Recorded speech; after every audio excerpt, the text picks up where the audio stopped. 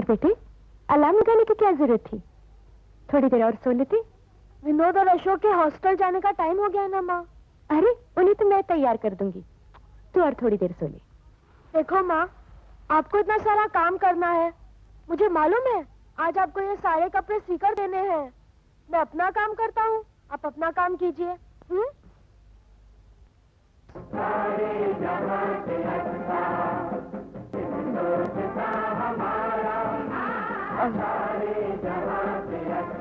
चाय गरम, चाय पियो भैया, ये लो। Thank you. चाय लो। Thank you. तुम हमें म्यूजिक सुना करके उठाते हो?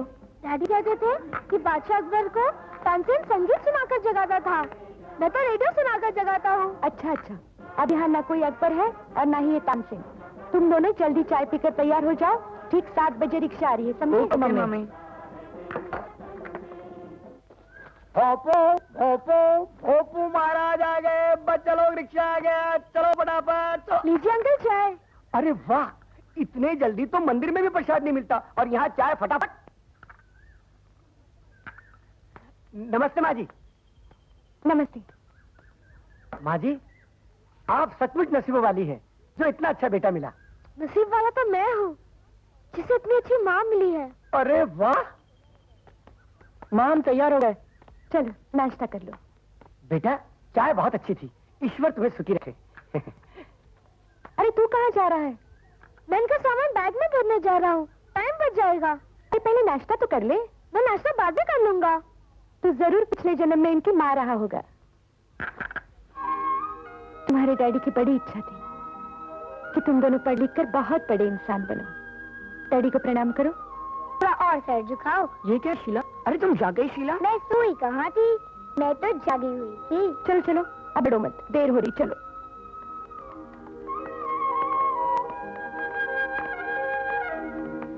देखो भैया, इनको संभाल कर ले जाना और हॉस्टल के अंदर तक पहुंचाना। आप चिंता ना करें, मैं इनको कमरे के अंदर तक पहुंचा के आऊंगा।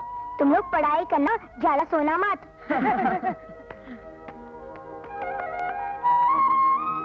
चलो बच्चे, चलो चलो, बैठो बैठो बैठो, चलो बेटा, आजा आजा।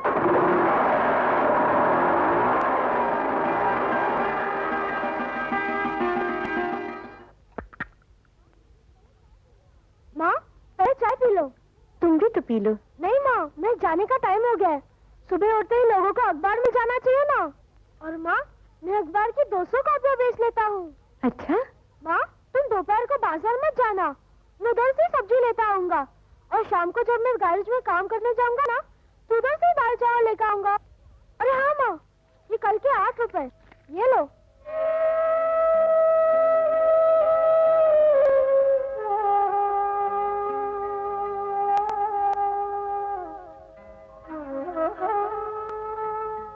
माँ तुम रो रही हो? क्यों रोने लगी तुम? बोलो ना। तू न होता तो न जाने ये घर में कैसे चलाती। शारदा, शारदा।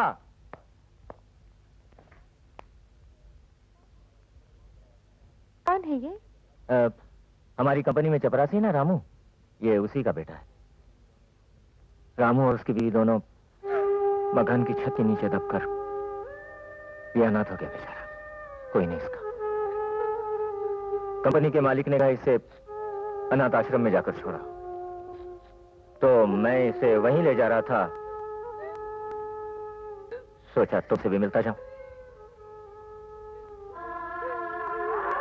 मुझे अनाथ आश्रम मत भेजो माँ, मुझे अनाथ आश्रम मत भेजो माँ, मैं अनाथ आश्रम नहीं जाना चाहता हूँ माँ। तुम भी अजीब बाप हो। लोगों ने कहा कि इसे अनाथ आश्रम ले जाओ तो तुम भी उसे वहीं पहुंचाने लगे। हमारे घर में 3 बच्चे हैं, एक और खा पी लेगा तो क्या बता जाएगी। ये यही रहेगा। भाई अब तुम कहती हो तो इसे यहीं रख लेते। ओह, जैसे सचमुच ही तुम इसे अनाथ आश्रम ले जाते, इसीलिए मुझसे यहाँ मिलने आए ना। शारदा, दरअसल मैं भी यही चाहता था। अब हम ये कहेंगे हमारे 2 नहीं 3 बेटे हैं। इन्होंने तुझे यहाँ लाकर मुझ पर बड़ा ही उपकार किया। डैडी का उपकार मुझ पर है माँ। अगर वो मुझे यहाँ नहीं लाते तो मेरा क्या होता? क्या होता? जितनी मेहनत तू करता है उस कमाई से तू कहीं भी रह लेता, आराम से खा पी लेता। लेकिन मैं माँ किसको कहता? मेरा राजा। शारदा बहन घर में है। आइए इकबाल भाई, अंदर आइए। सलाम इकबाल भाई। जीती रहो। कैसी हो बहन? सब खैरियत से तो है? हाँ, ये लीजिए, आपने जो कपड़े दिए थे वो सब तैयार है, बाकी के कल हो जाएंगे।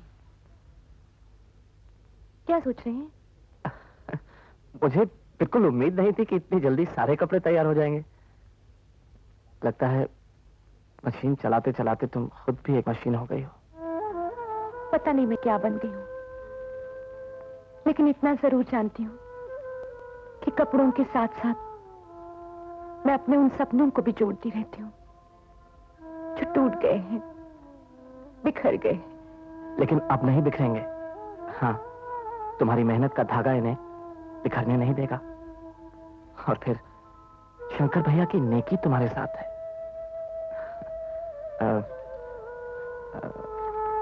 ये तुम्हारे रुपए। शुक्रिया। खुदा हाफिज। खुदा हाफिज।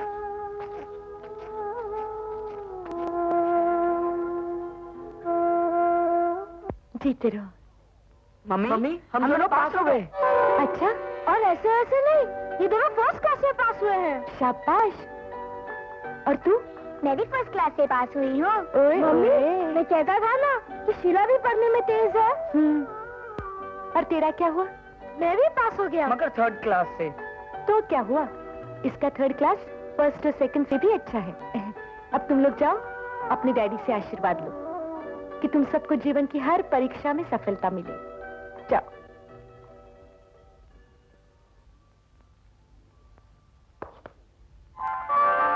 ये क्या माँ? तुम्हारे पिताजी की याद आ गई। आज अगर वो हमारे पीछे होते तो कितने खुश होते। ये तो सच है माँ, पिताजी की कमी कभी पूरी नहीं हो सकती। लेकिन ये भी तो सच है कि तुमने उनकी कमी कभी हमें महसूस नहीं होने दी।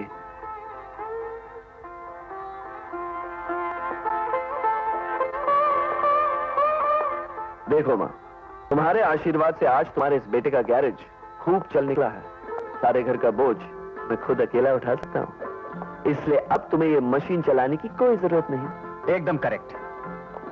वकालत का इम्तिहान तो मैंने दे ही दिया है। अब रिजल्ट आते ही मैं भी कमाने लगूंगा। और मैं भी अशोक भैया से सिर्फ 1 ही साल पीछे हूँ। अगले साल से मेरी कमाई भी शुरू। इन सब बातों का क्लाइमैक्स ये है कि अब आप काम नहीं करेंगे। अरे, काम भी करूंगी तो क्या करूंगी? आराम। मैं मशीन चलाना कैसे छोड़ सकती हूँ? इसकी आवाज तो मेरे लिए संगीत बन चुकी है। इसकी सुई से मैंने सिर्फ कपड़े ही नहीं, अपने सपनों को जोड़ा है।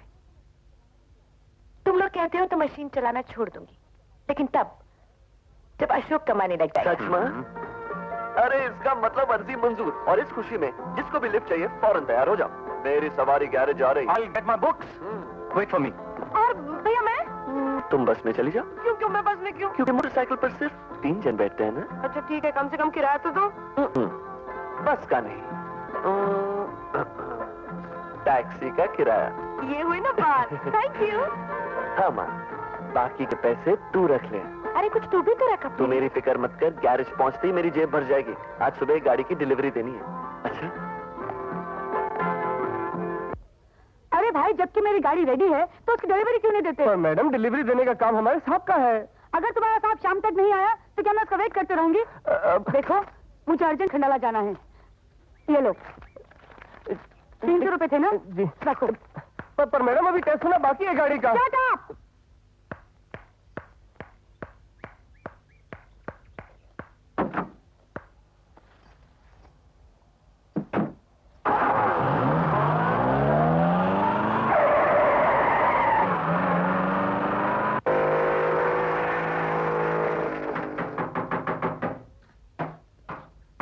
लल्लू। अरे यस बॉस। लल्लू, यहाँ जो गाड़ी थी कहाँ गई? अरे वो मेरा भाई थी, जबरदस्ती ले गई। भाई लेकिन उसके पहियों के नट बोल्ट टाइट करना बाकी रह गए थे। कहाँ गई वो? कह रही थी अर्जेंट खंडाला जाना है। बाप रे, मर गए।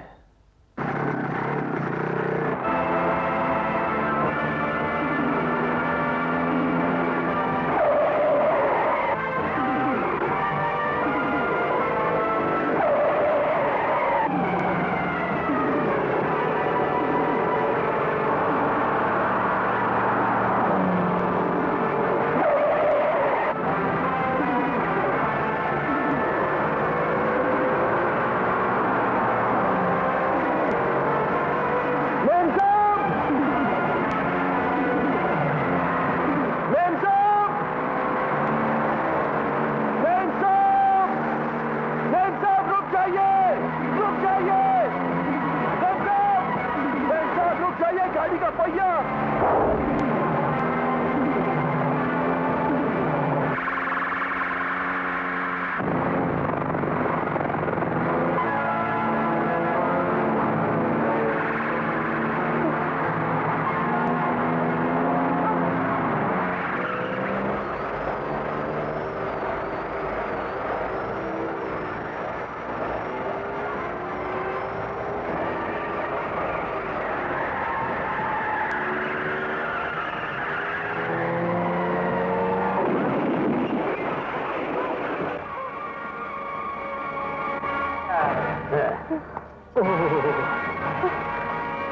कहीं लगी तो नहीं?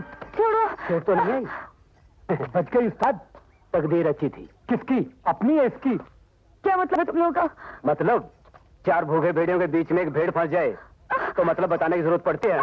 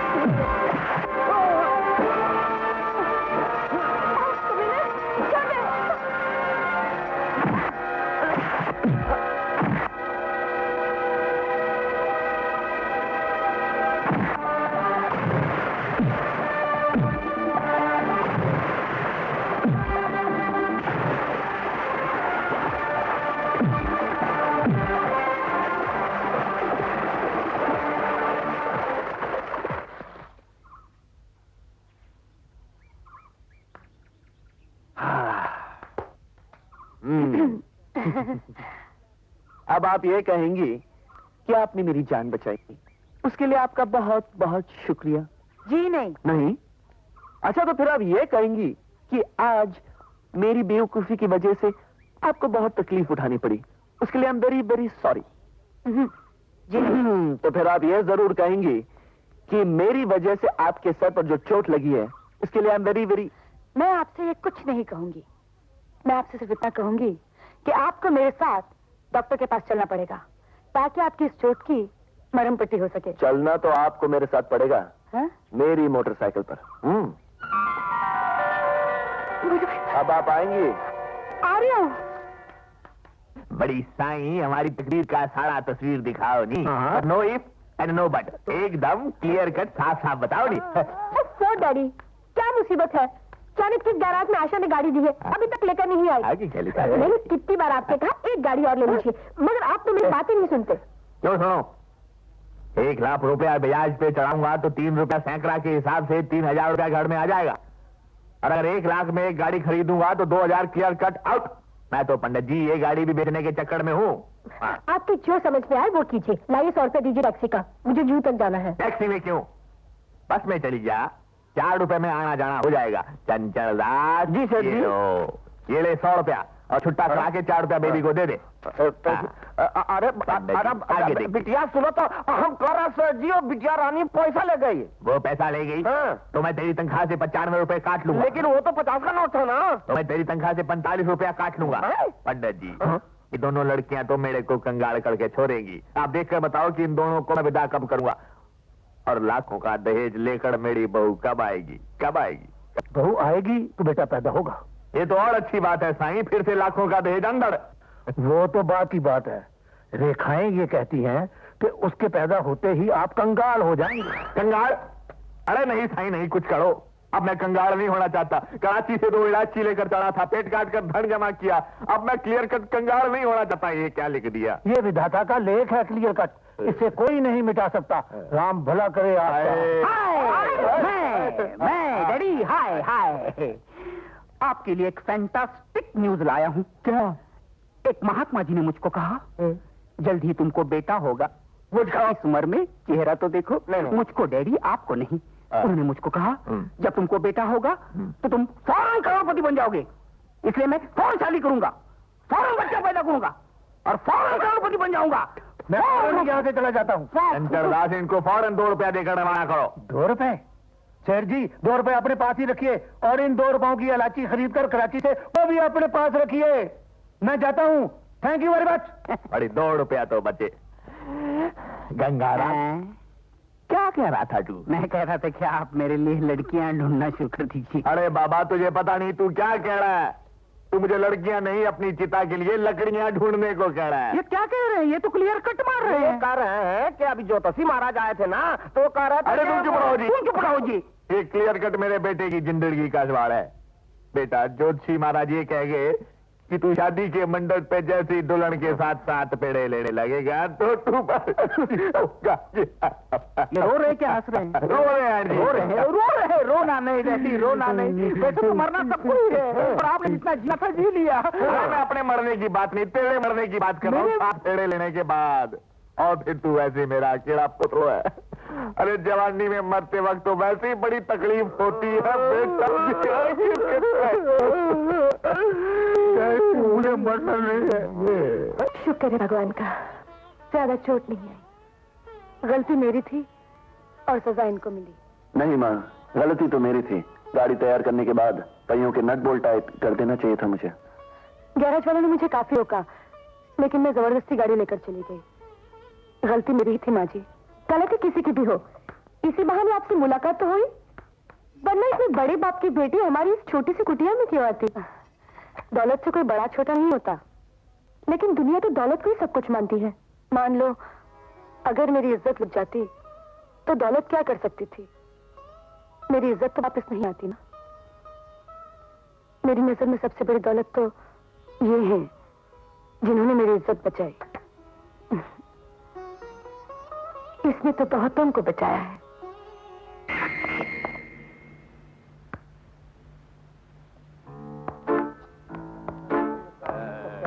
हाय डैडी, हाय मैं डैडी, आज हमने यमराज को चूना लगा दिया। बड़ा अच्छा किया, चूना लगा दिया। बड़ा अच्छा ही किया, हमने शादी कर ली। शादी कर ली डैडी।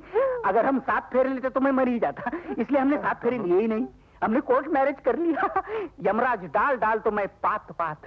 अब हमें होलसेल में आशीर्वाद दीजिए। हम कह रहे हैं कि भाग्य के लिखे को कोई मिटा ही नहीं सकता। अरे तो चुप करो जी। ये किस किस्म की शादी है? ना घोड़ा है, ना गाड़ी है, ना बाजा है, ना बाजी है। ये सब नहीं हुआ तो क्या हुआ डैडी? हमें इतनी अच्छी भाभी तो मिल गई। क्या कह रही है? ये क्या कह रही है? आओ भाभी, अंदर चले। अरे भैया तुम भी आओ ना। अरे अंदर किसको ले जा रही है? पाए लगो डैडी। अच्छा, ज्यादा नहीं खींचा। चंचलदास, सर जी। अब तो मुझे बच्चे का कुछ करना ही पड़ेगा। राम राम राम राम, ये आप क्या कर रहे हैं सेठ जी? इस उम्र में और बच्चा? अरे पगड़े, अपने बच्चे की बात नहीं कर रहा, गंगू के बच्चे की बात कर रहा हूँ। ठीक है। अब हमको डॉक्टर के पास जाना पड़ेगा और रास्ता बंद, क्लियर कट। क्या? No parking.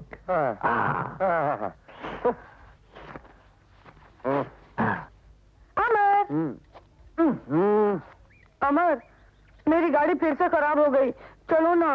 तुम्हारी गाड़ी इसी तरह खराब होती रहेगी क्योंकि तुम्हें उंगली करने की बहुत बुरी आदत है।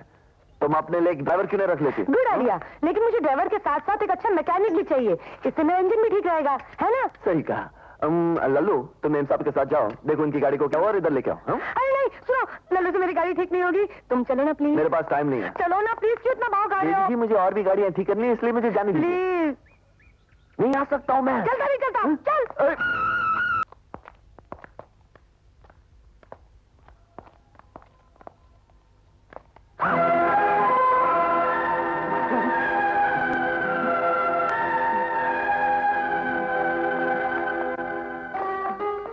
दीदी यही है वो गैरेज ओनर अमर, और ये मेरी बड़ी बहन रीता। बहन? अजीब इत्तेफाक है, तुम्हारी बड़ी बहन मेरे बड़े भाई के साथ। क्या? इसमें हैरान होने की क्या बात? बड़ी बड़े के साथ, छोटी छोटे के साथ। अब चलो भी, let them enjoy. Enjoy yourself. सुना नहीं भैया ने क्या कहा? अरे आओ आओ खोटे राम जी, और सीधे ऊपर चले जाओ। हाँ जी। और सुनो, जैसा मैंने समझाया था बिल्कुल वैसा ही करना। आप बिल्कुल फिक्र मत कीजिए सेठ जी, खोटे का कमाल तो देखिए। हाँ। जितकार है। अरे हम कह रहे हैं सेठ जी, अगर गंगाराम की तबीयत खराब है तो डॉक्टर खरे को बुला लेते, ये कंपाउंडर खोटे को काहे बुला लिया? अरे चंचलदास, खोटे ही खोटा काम करे है। वो पहले गंगाराम को इंजेक्शन देकर बेहोश करेगा और उसके बाद नस कट। Clear cut. नहीं, बचा कट। और उसके बाद हम क्लियर कट सेफ हो जाएगा। सेफ। मुबारक हो, मुबारक हो। औकात में रहे, औकात में, हाथ जेब में डाले। आज की रात नया चांद ढलेगा आई है। डैडी, ये अचानक क्या हो गया उनको? कंपाउंडर उनके कमरे में क्यों गया? अरे चिंता की कोई बात नहीं है साईं, गंगाराम की तबीयत थोड़ी ऊपर नीचे हो गई है, कंपाउंडर खोटे के अंदर जाते ही कट। मेरा मतलब है सब क्लियर कट ठीक हो जाएगा। तू अंदर जा, फिक्र की कोई बात नहीं है। जा नाचो। आज की रात नया चांद ढलेकर आई है, आंख बढ़ आई है। मैं भी तो। ये लो, पूरे 1000 हैं। मामला समझ गए ना? हाँ, खोटे खोटा काम बहुत जल्दी समझ जाता है। उनसे जाके क्या कहोगे? क्या 1000 रुपया ले लिया? नस के बारे में कौन बोलेगा, तेरा बाप? नहीं नहीं, कह दूंगा कि नस कट। समझदार हो, बड़े समझदार हो। डॉक्टर खरे का कंपाउंडर हूँ ना, इसलिए खरा खोटा सब समझता हूँ। चल चलो, चल चलो, चल चल। 900 में पटा लिया। मिस्टर ललवानी, बड़ी मैं भी तो सिंधी का बेटा हूँ। रात नया चांद लेकर आई है, आंख भर आई जी। अरे तू आदमी है कि शैतान है? क्या मतलब? अरे अभी क्या था, अभी आ गया। अरे मामूली सा तो काम था, एक ही झटके में हो गया। मतलब क्लियर कट। सफा चट। अरे अब कोई गुलशन न उजड़े, अब वतन आजाद है। अब कोई गुलशन न उजड़े, अब वतन।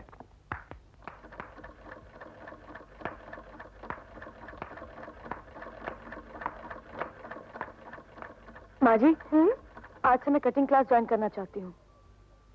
अरे तू इतने बड़े घर की लड़की है, कटिंग क्लास ज्वाइन करके क्या करेगी? सिलाई सीखने के लिए। अच्छा माँ जी, मैं चलती हूँ। अरे अरे सुनो तो, अगर सिलाई सीखनी है तो कटिंग क्लास ज्वाइन क्यों करो, मैं सिखा देती हूँ। अरे यही तो मैं कहना चाहती थी, मुझे आज ही से सिलाई सीखनी है। अरे उठिए ना। अरे भाई ये क्या हो रहा है? हाँ, ये खींचतानी क्यों चल रही है? जब देखता हूँ कुछ ना कुछ करती रहती हूँ। भाई ये मैं पीछे पड़ गई है कि इसे सिलाई सिखा दूं। तुम बुरा मत मानना माँ, मगर इसके पीछे पड़ जाने की बहुत बुरी आदत है। तुम चुप रहते हो कि नहीं? माँ माँ मैं औकात के इम्तिहान में फर्स्ट क्लास से पास हुआ हूँ। अच्छा। अरे हाँ भैया, असली बात बताना तो भूल ही गए। आशा के डैडी ने इन्हें 4000 रुपए महीने की नौकरी दे दी है। अच्छा, अरे तो फिर मिठाई का डब्बा लेके क्यों खड़े हो? ये मुझे दे दो और फौरन माँ के पैरों में झुक जाओ। माँ जीते रहो। ये लो माँ। आशा, तुम तो नहीं खाओगी ना? वजन कम कर रही हो? एक मिनट, मेरी उंगली। मिठाई पर तो हमारा भी हक है भाई।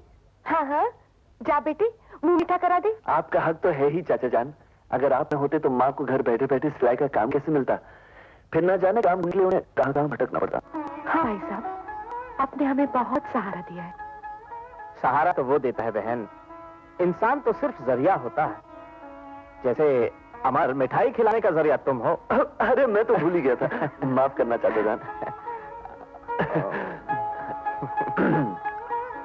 चाचा जान, माँ ने हमसे एक वादा किया था कि जैसे ही हम अपने पैरों पर खड़े हो जाएंगे, ये सिलाई करना बंद कर देंगे। इसलिए आज से आप ये कपड़े नहीं लाएंगे तो बेहतर होगा। जिस दिन पहली बार मैं यहाँ कपड़े लाया था, उस दिन दुआ मांगी थी कि ऐ खुदा, वो दिन जरूर लाना जब मुझे यहाँ दोबारा कपड़े न लाने पड़े।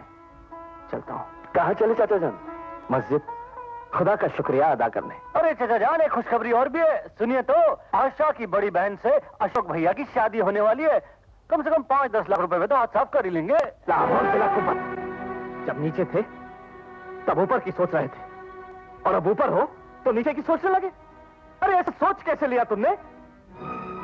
तुम्हारी रगों में जिसका खून है, तुम्हारा बाप शंकर, वो कोई कीड़ा मकोड़ा नहीं था जो सिक्कों के बोझ के नीचे दब जाते, और ना ही तुम्हारी मां ने तुम्हें भीख के टुकड़े खिलाए हैं जो तुम दूसरों की दौलत हथियाने जैसी गंदी बात सोचने लगे। शारदा बहन, लगता है तुमने इन्हें शंकर भैया और अपने बारे में सब नहीं बताया। इन्हें बता दो बहन, पीछे का इतिहास इसीलिए तो पढ़ा जाता है ताकि आगे के लिए हम अपनी सोच को सुधार सकें, ठीक कर सकें। बता दो बहन, बता दो इन्हें। मेरे पिताजी बहुत अमीर आदमी थे, मैं उनकी इकलौती लड़की थी। जब हमने शादी करने की सोची तो मेरे पिताजी ने एक शर्त रख दी कि तुम्हारे डैडी उनके साथ ही रहे। अगर वो मान जाते तो वो मेरे पिताजी की सारी जायदाद के मालिक हो जाते। हर गरीब आदमी करोड़पति की बेटी से शादी करने का सपना देखता है, और यह मुझे बिल्कुल पसंद नहीं। हाँ, अगर तुम इस घर में हमेशा के लिए रहना पसंद करो तो मुझे इस शादी से कोई एतराज नहीं। इसका मतलब मुझे घर जमाई बनना पड़ेगा। करोड़पति का घर जमाई बनना भी शान की बात है। शारदा, मैं बाहर तुम्हारा इंतजार कर रहा हूं, जल्दी आना।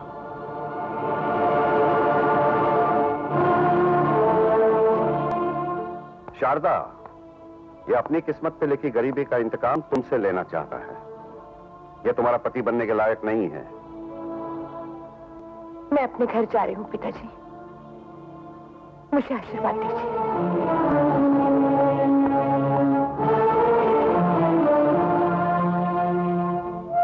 तुम लोग ऐसे खुददार बाप की औलाद हो, तुम्हें तो इबादत की तरह पाक, साफ और पवित्र होना चाहिए, और अपनी तपस्वी मां की सेवा को ही अपना धर्म समझना चाहिए। खुदा हाफिज। सेठ जी, आपने अशोक को नौकरी देकर हम पे बहुत बड़ा उपकार किया है। एक बात क्लियर कर समझ लो साईं, मैं किसी पर उपकार नहीं करता, धंधा करता हूं, सिर्फ धंधा। धंधा वो भी गंदा। कैसी बात करें? मुंडी नीचे कर। हाँ, और ये लड्डू खा और मुंडी ऊपर करके मुंह बंद रख। पता क्या है कि ब्याज का धंधा है, और ब्याज के धंधे में क्या होता है कि जब तो आदमी को पैसा चाहिए होता है तब तो दौड़ा दौड़ा आता है, लेकिन जब पैसा लौटाने की बारी आती है तो साले की नानी भी मरती है और दादी भी मरती है। फिर आप कोर्ट कचहरी के चक्कर काटते हैं और सारा वकील खटमल की तरह आपका खून चूसता रहता है।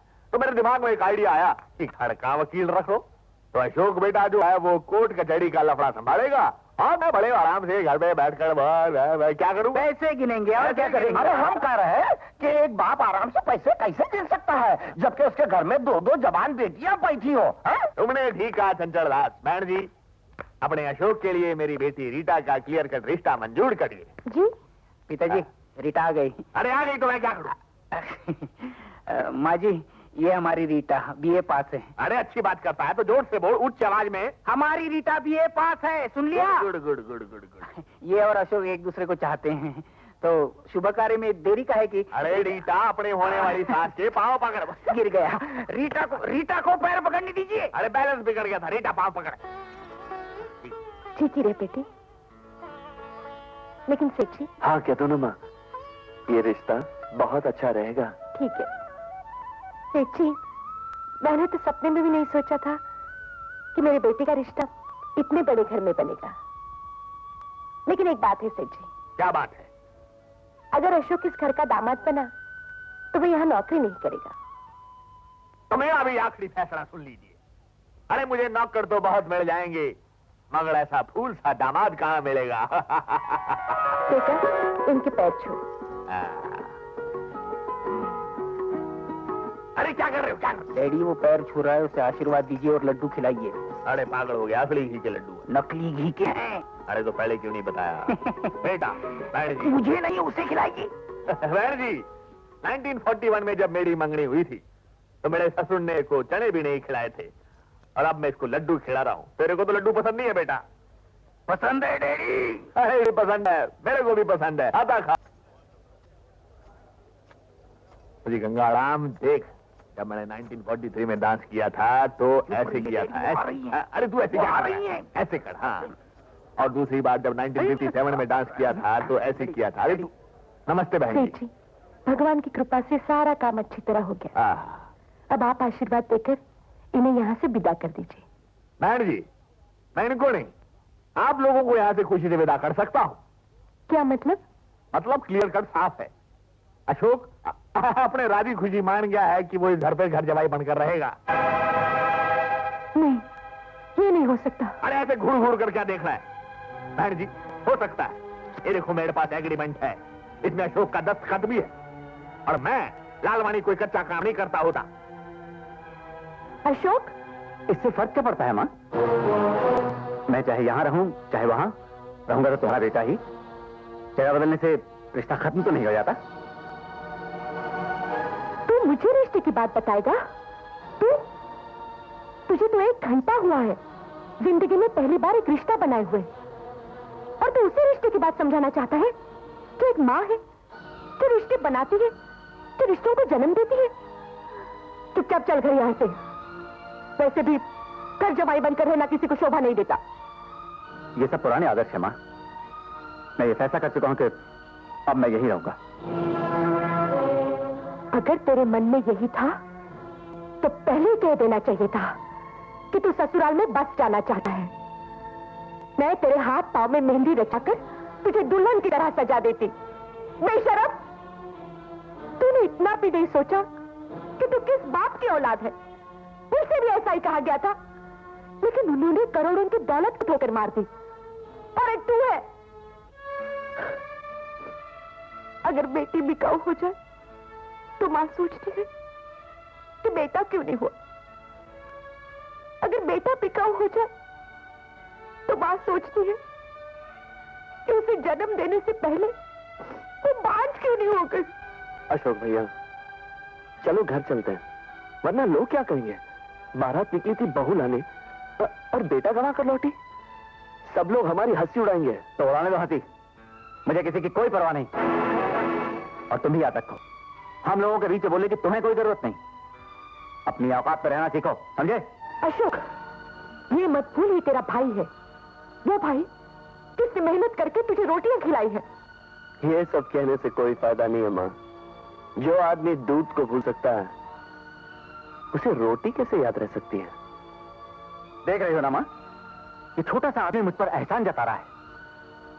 अगर पिताजी ने नाना जी का कहा मान लिया होता तो आज हम भी करोड़पति होते, फिर सब कुछ होता हमारे पास, बैंक बैलेंस, गाड़ियां, बंगले, सब कुछ।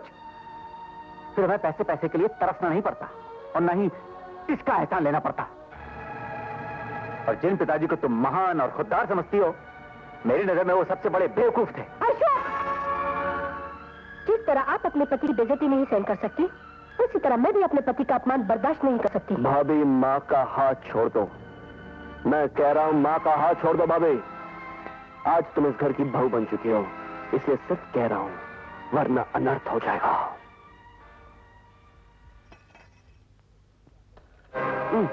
ये क्या माँ, तूने फिर से सिलाई शुरू कर दी? मैं सारा बोझ तुम अकेले पे नहीं डालना चाहती बेटे। पता नहीं विनोद को कब नौकरी लगेगी। नौकरी तो आज भी मिल सकती थी माँ, बहुत अच्छी नौकरी। 4000 रुपया महीने की तनख्वाह। 4000 रुपए? हाँ अमर, लेकिन बीच में एक अड़चन है। काम बहुत जिम्मेदारी का है माँ, उन्हें 50,000 रुपया डिपॉजिट चाहिए। क्या? 50,000 रुपए? हाँ। लेकिन इतने पैसे हम लाएंगे कहाँ से? भूल जाए ऐसी नौकरी। ऐसी नौकरी बार बार नहीं मिलती माँ। सोचो, 4000 रुपए तनख्वाह। अरे बेटे, लेकिन 50,000 रुपए लाएंगे कहाँ से? ये लो भैया। भैया, इन्हें बेचकर तुम 50,000 रुपए जमा कर दो। शीला, ये गहने तो तुम्हारी शादी के लिए है। माँ, एक बहन के लिए सबसे अच्छा गहना तो राखी है। राखी की लाज बचे, बस। ऐसे गहने तो बाद में बन जाएंगे। अरे पगली, राखी की लाज बचाने की जिम्मेदारी भाइयों की होती है। ये गहने बाजार में नहीं बिकेंगे। और विनोद भैया, कल सुबह तक तुम्हें पैसे मिल जाएंगे।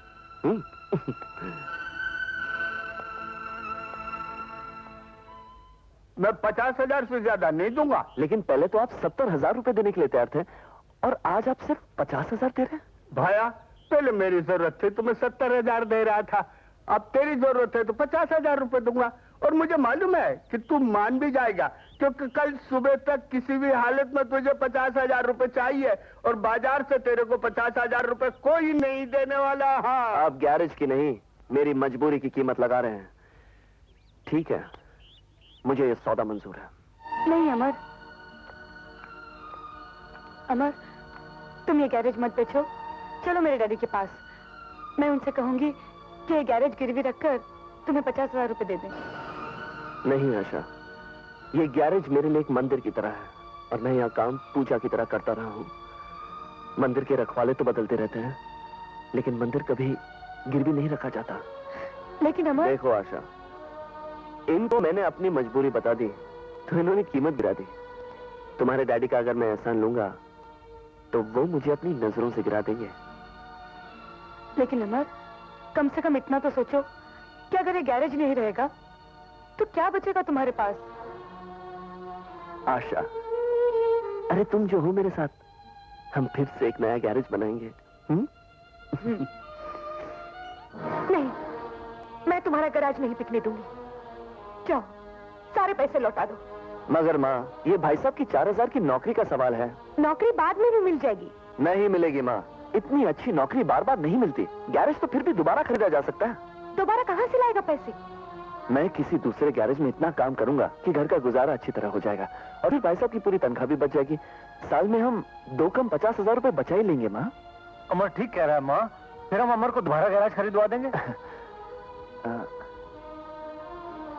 माँ, मेरा पसीना ही तो मेरे भाई के काम आ रहा है और उसमें भी तुम मुझे रोक रही हो, जबकि मेरी तो ये इच्छा है कि मेरे खून की हर एक बूंद इनके काम आ जाए। लेकिन माँ, तुम्हें मेरी कसम, मुझे आशीर्वाद दो।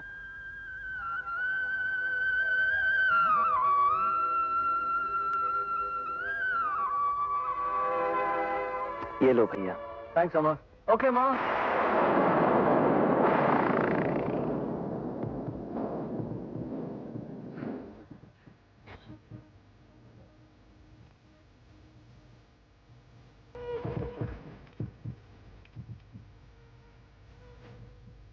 Come on. Sure.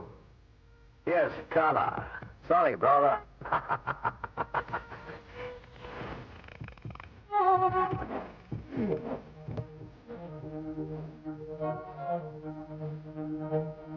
Phew. ये देखो. Sorry again. Phew. That's right.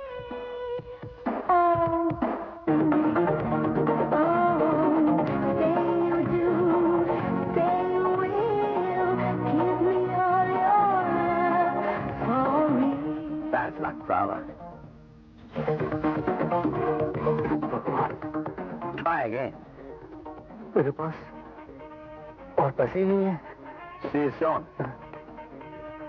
आओ मेरे साथ, चलो। अरे भाई, सोच क्या रहे हो? All right. कहाँ? चलो, चलो।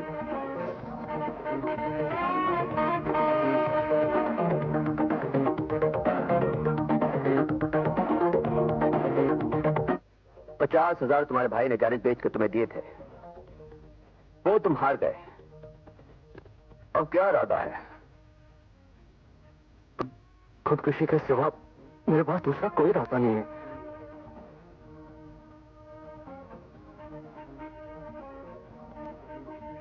खुदकुशी तो बुज़दिल करते हैं, और क्या करूं? मां पूछेगी तो क्या जवाब दूंगा?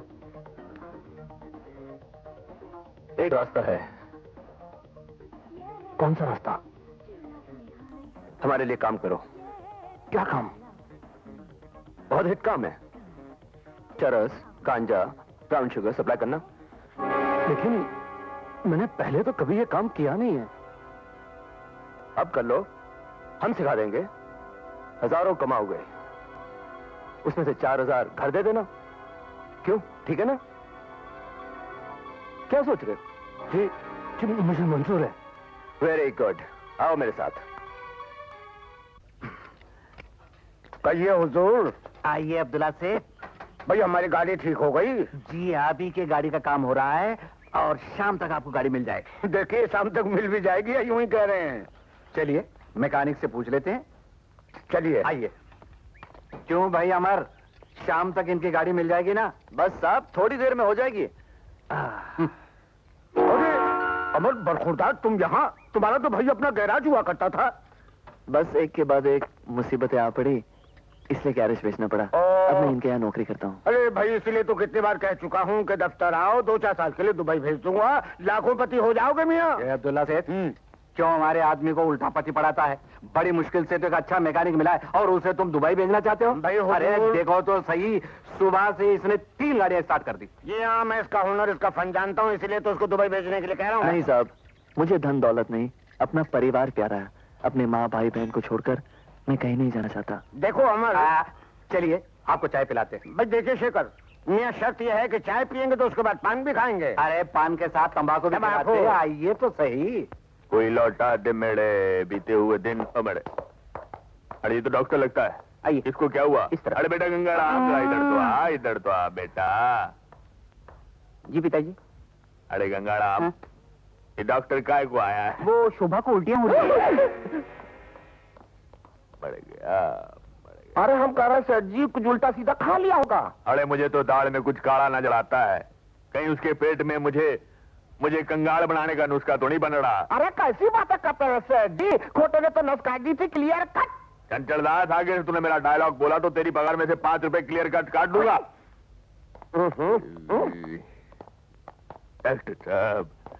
डॉक्टर साहब सब ठीक तो है ना? सेठ जी बताइए, आप दादा बनने वाले हैं? अरे मैं छोटा मोटा सेठ ही बहुत हूँ, मुझे गली का दादा वादा नहीं बनना। डॉक्टर साहब, आपका बेटा बाप बनने वाला सेठ जी। तो किसका बाप बनने वाला है जी? बच्चे का सेठ जी।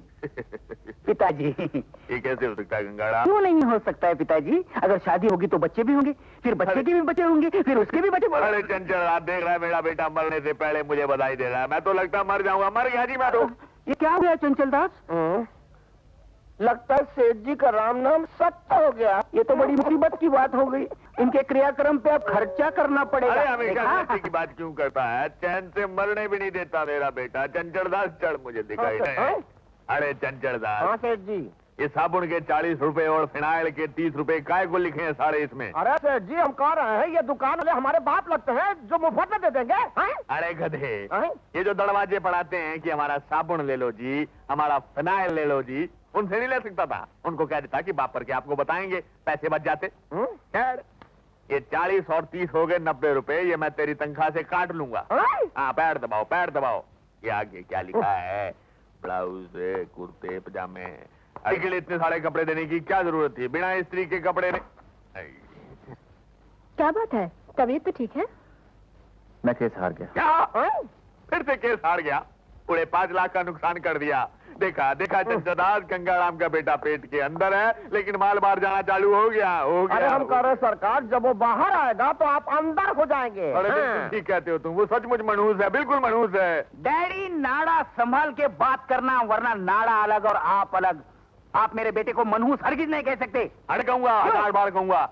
उसके लक्षण अभी से बताते हैं कि वो बाहर आते ही मुझे कंगाल कर देगा, क्लियर कट। और मैं माला माल हो जाऊंगा फटाफट। अरे जा जा जा, अगर तेरे बेटे राहुल ने तेरा साथ दे भी दिया तो उससे कोई फायदा नहीं होने वाला, इसलिए कि अपने घर में शनि बैठा हुआ है, अपना जमाई बाबू, जो आज फिर से केस हार कर आ गया।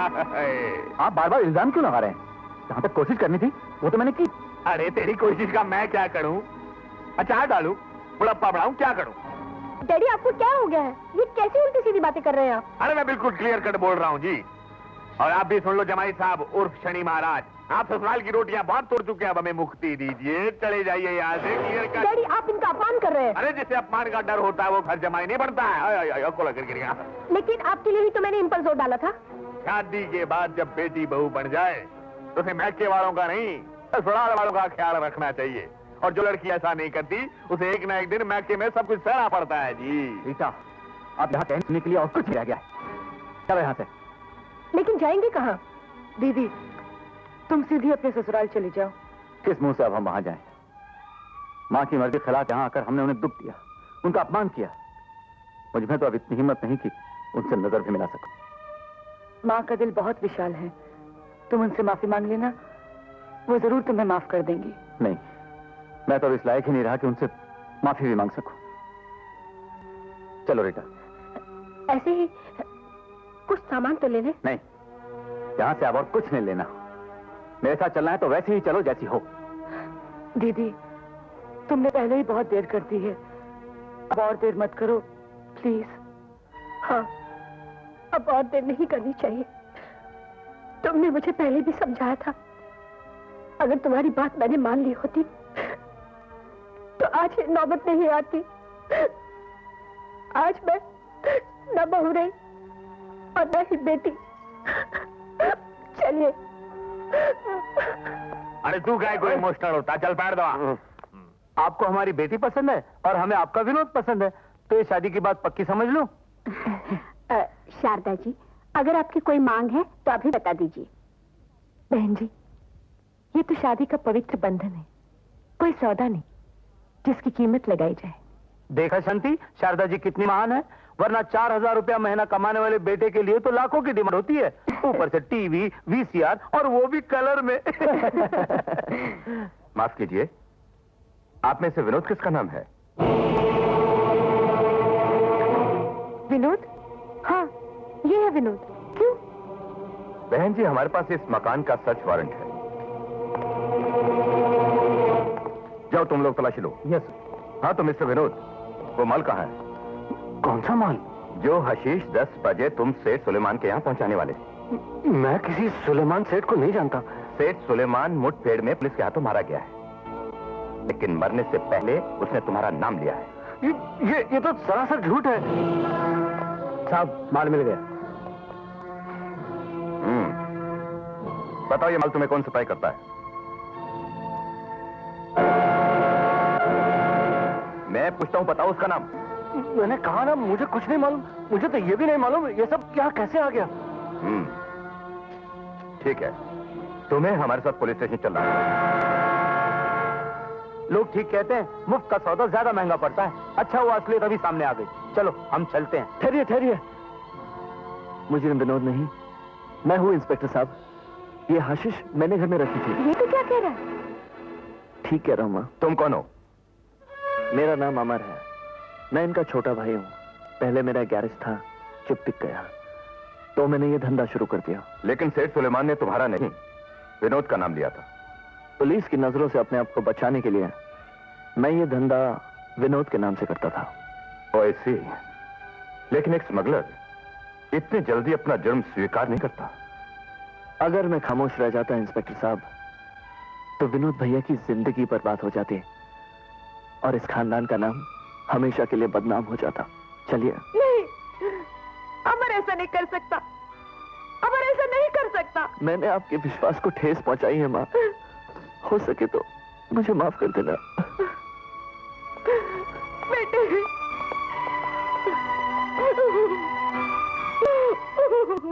शांति, अब हम यहाँ से नहीं जाएंगे। अरे हमें जिससे रिश्ता करना है वो ठीक है ना, अगर उसका भाई खराब निकला तो हमें उससे क्या मतलब। वो तो हमारा भाई भी नहीं है, पिताजी उसे कहीं से उठा लाए थे, हमें क्या मालूम कि वो ऐसा निकलेगा। अच्छा, तो वो तुम्हारा भाई नहीं? ये तो और अच्छा हुआ। समझ लो सड़क का कुत्ता था, घर में आकर भी पत्तल चाटने की आदत नहीं भूला। ये अच्छा हुआ कि घर से कचरा बाहर निकल गया। अच्छा शारदा देवी, आप बारात लेकर कब आएंगी? अब इस घर से आपके यहाँ बारात नहीं जाएगी। क्यों, क्या हुआ? ये अच्छा होता है कि घर से कचरा बाहर निकल जाए। चलो जी, समझ गए। चलो। माँ,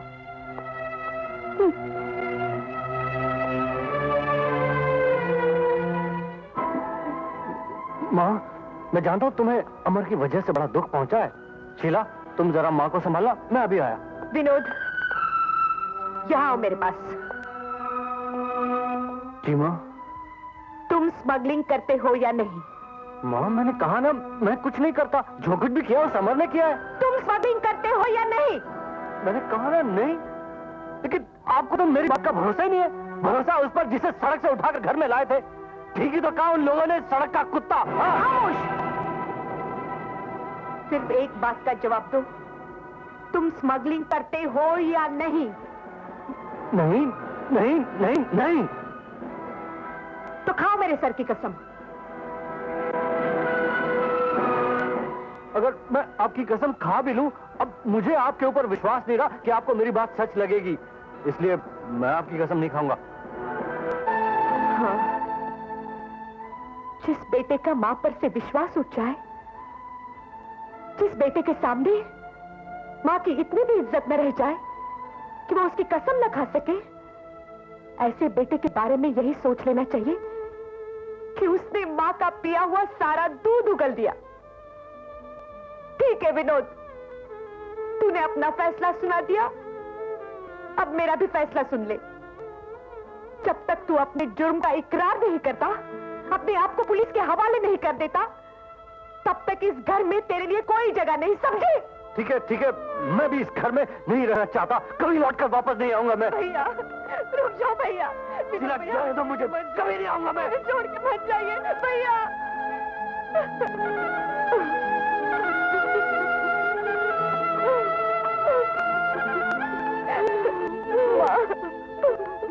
माँ, अशोक भैया तो चले गए थे, आज विनोद भैया भी चले गए। माँ, मैं तो सिर्फ चाहती थी कि खून साफ हो जाए। मुझे क्या मालूम था कि खून पानी हो जाएगा। माँ नहीं आई? वो तुमसे बहुत नाराज है, वो यहाँ कभी आएंगे भी नहीं। माँ को देखने का बहुत जी चाहता है, लेकिन क्या करूं? अपने पाप का प्रायश्चित तो करना ही पड़ेगा। कौन सा पाप? कैसा पाप? बोलो, जवाब दो। देखो अमर, ये बात सबको मालूम हो गई है कि तुम यहाँ पाप का नहीं, उन्हीं का प्रायश्चित करने आए हो। हाँ भैया, विनोद भैया के जुर्म पर पर्दा डालकर तुमने अच्छा नहीं किया। नहीं, ये झूठ है, सरासर झूठ है। अमर, चिल्लाने से झूठ का काला रंग सच्चाई की सफेदी में नहीं बदल जाता। मुजरिम विनोद भैया है। अगर पुलिस उन्हें सजा दे देती तो शायद उनके पापों का प्रायश्चित भी हो जाता और वो सुधर भी जाते, लेकिन तुमने उन्हें बचाकर उनको और जुर्म करने का मौका दिया है। अमर, तुमने कोई कुर्बानी नहीं दी, बल्कि विनोद भैया से दुश्मनी की है। सर, आपका अंदाजा सही था। अमर को स्मगलर्स के बारे में कुछ भी नहीं मालूम। वो खुद भी स्मगलर नहीं है। दरअसल उसने अपने भाई विनोद को बचाने के लिए उसका सारा इल्जाम अपने सर ले लिया है। विनोद कहां है? उसका अब तक कहीं पता नहीं चला। इंस्पेक्टर यादव, आशा को अंदर भेज। Yes sir. Kulkarni, file number 5 अंदर भेज दो। Okay sir.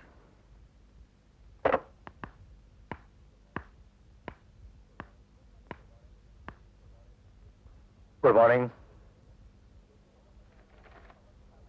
देखिए, अमर के खिलाफ बहुत सख्त जुर्म आयद हैं, फिर भी हम उसे जमानत पर छोड़ रहे हैं, लेकिन जमानत की रकम 20,000 रुपए होगी, और वो भी नकद। Thank you sir, thank you very much. मैं अभी रुपये अगर हाजिर होती हूँ। आप कैसी बातें करते हैं डैडी? इतने करोड़पति होने के बावजूद भी आप अपनी बेटी को एक भले काम के लिए 20,000 रुपए नहीं दे सकते? हाँ, छाती ठोक के कहता हूँ 20,000 नहीं दे सकता। लेकिन हम कह रहे हैं चंचल दास जी, तुम गधे हो। अगर वो 20,000 की जमानत लेकर गायब हो गया तो मेरे तो गए ना 20,000 रुपया, और अगर गायब नहीं हुआ तो तू उससे शादी कर लेगी और मेरी बेटी एक कंगाल की हो जाएगी। मेरे तो दोनों हाथों में बम के गोले हैं, नहीं दे सकता जी 20,000 रुपया। ठीक है डैडी, मत दीजिए। आज मुझे मालूम पड़ा कि इस घर में मेरी क्या कीमत है। आपको अपनी बेटी नहीं, दौलत प्यारी है। अरे हम कह रहे हैं सेठ जी, उसे जाकर मना लीजिए, कहीं गुस्से में वो कुछ करना बैठा है। अरे क्या करूं जैसी बातें करता है चंचल दास। ये सोडा वाटर की बोतल की झाग है, खुद ही अपने बिस्तर पर लेट कर 2 आंसू बहाएगी, अपने आप तबीयत हल्की हो जाएगी। नहीं तो डॉक्टर को बुलाना पड़ेगा, 50 रुपए का फटका पड़ेगा। और मैं जानता हूं इस तरह के नाटक रोज होते हैं यहाँ पे। पिताजी, शोभा, नहीं, मुझे सिर्फ एक बात बताइए, अगर ये आपका धन आपके बच्चों के काम नहीं आया तो फिर ये धन किस काम का? पिताजी, जब आप अपनी खोटी चवन्नी का ख्याल रख सकते हैं तो अपने बच्चों का ख्याल रखने में आपको कोई कठिनाई महसूस नहीं होनी चाहिए, है ना? अरे गंगू, बहू के सुर में सुर मिलाने की आदत भूल जा, वरना मैं तुझको जायदाद से बेदखल कर दूंगा और तू अनाथ हो जाएगा। अरे सेठ जी, अनाथ? अरे मेरा मतलब है कि बेसहारा हो जाएगा। बेसहारा हो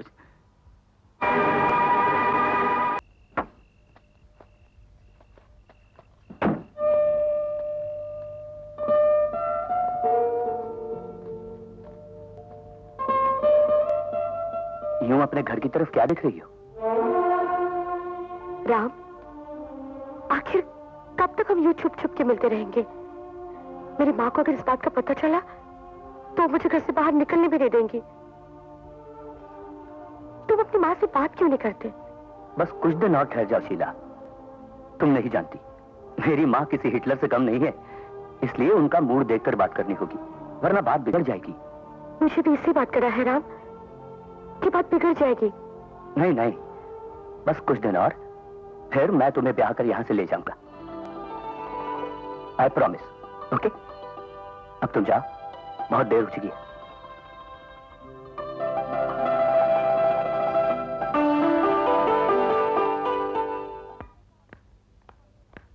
इतनी रात गए कहाँ थी तू? होटल में, न्यू ईयर की पार्टी थी, वो तो 12 बजे खत्म हो जाती है, अभी 4 बज रहे हैं। ओफो माँ, मैं अपने फ्रेंड्स के साथ डांस कर रही थी। शीला, इतनी आजादी अच्छी नहीं। देखो माँ, अब मैं कोई दूध पीती बच्ची नहीं हूँ जो अपना भला बुरा नहीं सोच सकूं। और अगर घर की 4 दीवारी में कैद करके रखना चाहती थी तो कॉलेज में डालकर पढ़ाया लिखाया क्यों? यूं ही अनपढ़ और गवाह बना के रखती और फिर किसी लल्लू पंजू के पल्लू बांधकर घर से विदा कर देती। शीला, तू होश में तो है? देखो माँ, बात तो साफ है, मैं कोई मशीन का पहिया तो नहीं हूँ जो हर पल तुम्हारे इशारे पे नाचती रहूं। और अगर फिर भी तुमने मुझे इस घर में कैद करना चाहा तो मैं इस घर को ही छोड़ दूं।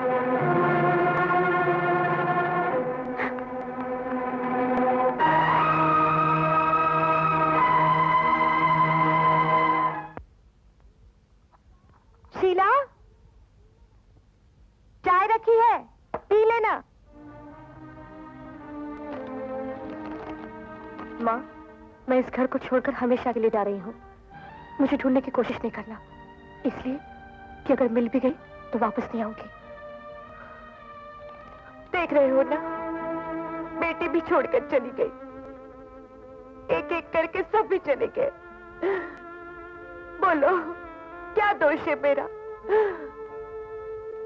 तुम तस्वीर से बाहर क्यों नहीं आते? मैं बिल्कुल अकेली हो गई हूँ। माँ जी,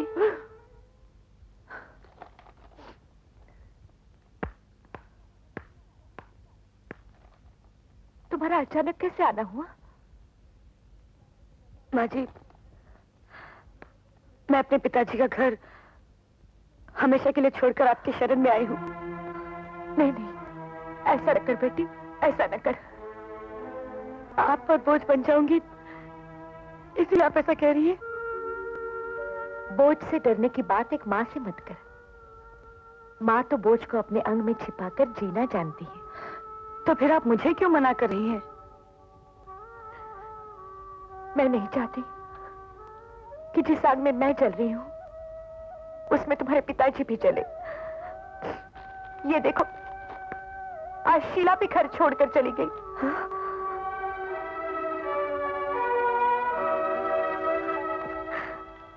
एक बेटी माँ का सहारा छोड़कर चली गई तो दूसरी बेटी माँ का सहारा मांगने चली आई। बाजी, अगर आप मुझे स्वीकार नहीं करेंगे तो मैं नहीं जानती कि मैं कहाँ जाऊंगी, लेकिन इस घर के सिवा मेरा और कोई सहारा नहीं है।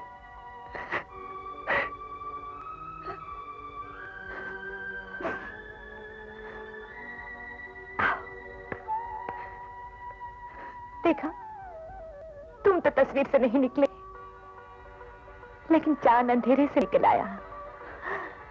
ये हमारी बहू, हमारी बेटी।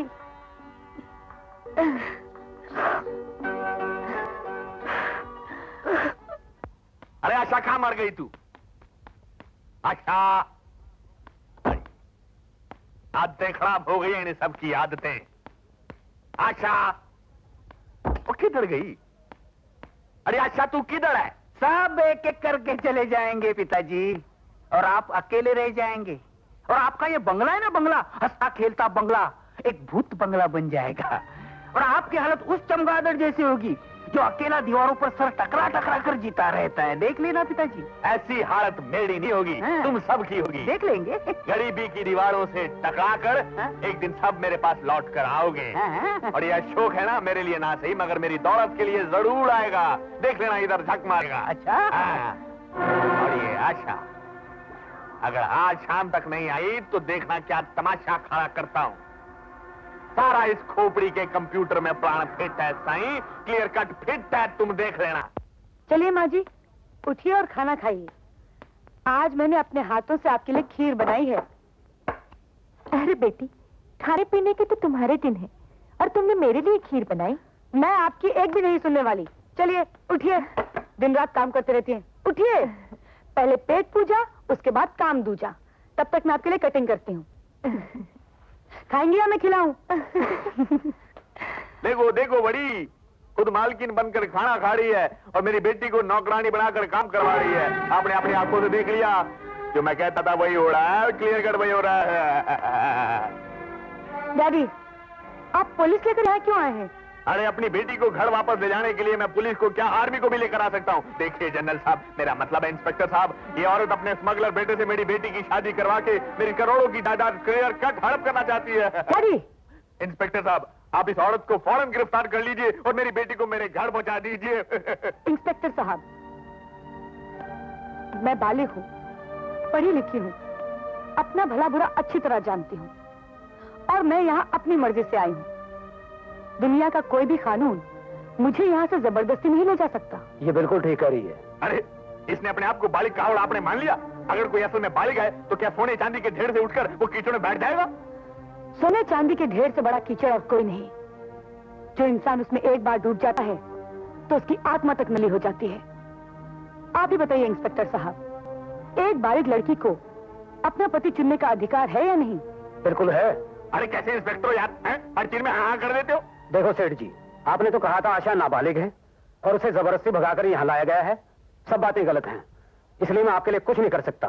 और हाँ, अगर आपने इनके खिलाफ कोई गड़बड़ करने की कोशिश की तो आपके ऊपर केस भी हो सकता है। मुझ पर? हाँ, आप पर।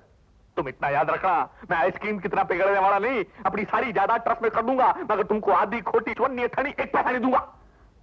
दादी, मुझे सिर्फ आपका आशीर्वाद चाहिए। अरे जा, फोकट में मैंने किसी को श्राप नहीं दिया तो आशीर्वाद क्या दूंगा। चलिए आप। छोड़ पकड़ मत। देखा है तेरी वजह से इंस्पेक्टर मेरा पकड़ रहा हाथ। अरे तू मुझे याद रखना, अगर तूने जिंदगी मेरा साथ छोड़ दिया तो जिंदगी भर गरीबी और भूखमरी तेरी टांग खींचती रहेगी। तू अभागी हो जाएगी, बर्बाद हो जाएगी, कंगाल हो जाएगी, तेरे पास कुछ नहीं रहेगा और तू चिल्लाती रहेगी, बापू बापू मुझे बचाए, बापू मुझे बचाए। शायद तेरे पिताजी ठीक कह रहे थे। नहीं माँ जी, वो गलत कह रहे थे। पिताजी का आशीर्वाद नहीं हुआ तो क्या हुआ? माँ की ममता की छांव तो है, फिर मैं कंगाल कैसे हो सकती हूँ? Yes sir. हवलदार, मुझे अमर को लाओ, उसकी जमानत हो गई है। Okay sir. उस दिन मेरे सर पर दौलत का भूत सवार था अमर। उसी की वजह से मैंने माँ का भी अपमान किया और तुम्हारा भी। मुझे माफ कर दो। अरे ये क्या कर रहे हैं आप? मुझसे बड़े हैं भाई साहब, आपसे मुझे कोई शिकायत नहीं, लेकिन वैसे आपको मेरी जमानत नहीं देनी चाहिए थी। माँ को मालूम होगा तो वो बहुत नाराज होंगी। तुम्हारी जमानत मैंने नहीं दी है और ना ही मैं जमानत के रुपए देने के काबिल हूं। तुम्हारी जमानत तो दरअसल गंगाराम जी ने दी है। ये तो और भी ज्यादा गलत हुआ। कुछ गलत नहीं हुआ। इंसान अगर इंसान के काम नहीं आएगा तो फिर कौन आएगा? और मैंने किया भी क्या है? बेकार पड़े नोटों को अगर हवा नहीं लगाता तो दीमक खा जाती उन नोटों को। मैं पिताजी के रुपए लेके अशोक बाबू के ऑफिस गया और उन्हें यहां ले आया, रुपए जमा कर दिए। हाँ, जब केस खत्म होगा तो रुपए वापस मिल जाएंगे। भाई साहब के ऑफिस? क्यों, आपने कोई अलग ऑफिस बनाया है क्या? हाँ अमर, अब मैं ससुराल में नहीं रहता, रीटा के साथ अलग रहता हूं। अलग क्यों रहते हैं? माँ के पास क्यों नहीं गए? क्योंकि मैं तुम्हारी तरह बहादुर नहीं, बुज़दिल हूं। माँ का इतना बड़ा अपमान करके उनके सामने जाने का हौसला नहीं जुटा पाया। घबराने की कोई बात नहीं, मेरे साथ चलिए, मैं सब कुछ ठीक कर दूंगा। नहीं अमर, पहले तुम घर जाओ, माँ तुम्हारे लिए बहुत परेशान है। जाओ। ठीक है। माँ, माँ,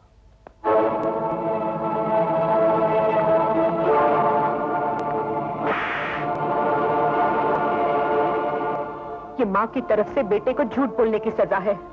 मेरे लिए ये सजा आशीर्वाद के समान है माँ।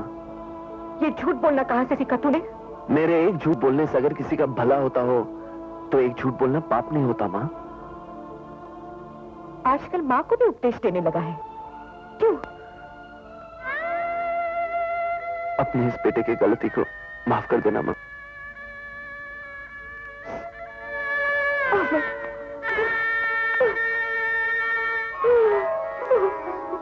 माँ, ये आशा यहाँ क्या कर रही है? माँ जी, चाय। और बाकी सब कहाँ हैं? तेरे जाने के बाद विनोद मुझसे झगड़ कर चला गया। शीला मुझसे नाराज होकर घर छोड़ के जाने कहां चली गई। आशा ने मुझे संभाल लिया, वरना मैं भी न जाने इस दुनिया में मिलती या नहीं। भगवान के लिए ऐसी बातें मत करो माँ। तुम्हारा ये बेटा अब तुम्हें छोड़कर कहीं नहीं जाएगा। बेटी, मेरी एक आज्ञा का पालन करेगा? ऐसा क्यों कहती हो माँ? अपने इस बेटे पर भरोसा नहीं? मैं तेरे चरणों की सौगंध खाकर कहता हूँ, तुम जो कहोगी उसका मैं जरूर पालन करूंगा। तो सुन, ये लड़की अपना घर, अपना परिवार सब कुछ छोड़ के यहाँ मेरे पास रह रही है। किसी कुंवारी लड़की को इस तरह घर में रखना अच्छा नहीं लगता। मैं इसे अपने घर की बहू बनाना चाहती हूँ, इसीलिए तू तुरंत इससे शादी कर ले। वो तो ठीक है माँ, लेकिन कुछ नहीं, तूने मेरी सौगंध खाई है। ठीक है माँ, लेकिन शादी करने में जितना वक्त लगता है उतना वक्त तो दोगी ना मुझे, क्यों आशा? तुमने अमर की जमानत ले ली? हाँ शोभा, पहली बार मैंने कोई पुण्य का काम किया है। भगवान इसका फल मुझे और मेरे पिताजी को जरूर देगा। पिताजी को क्यों? उन्हीं का तो पैसा मेरा थोड़ा ही है। अरे सत्यानाश हो तेरा। मैंने रुपए ऐसी जगह छुपा कर रखे थे कि किसी की नजर न पड़े। लेकिन मेरी नजर पड़ गई थी पिताजी। मुझे मालूम था आपने वो पैसे सोफे के अंदर छुपा के रखे थे। मैंने स्क्रू ड्राइवर से सोफा खोल के सिर्फ 20,000 रुपए निकाले थे, ज्यादा नहीं। 20,000? अरे हम तो कहता था सेठ जी आपका स्क्रू पहले से ढीला है। अरे shut up you between father and son coming in the constitution of India.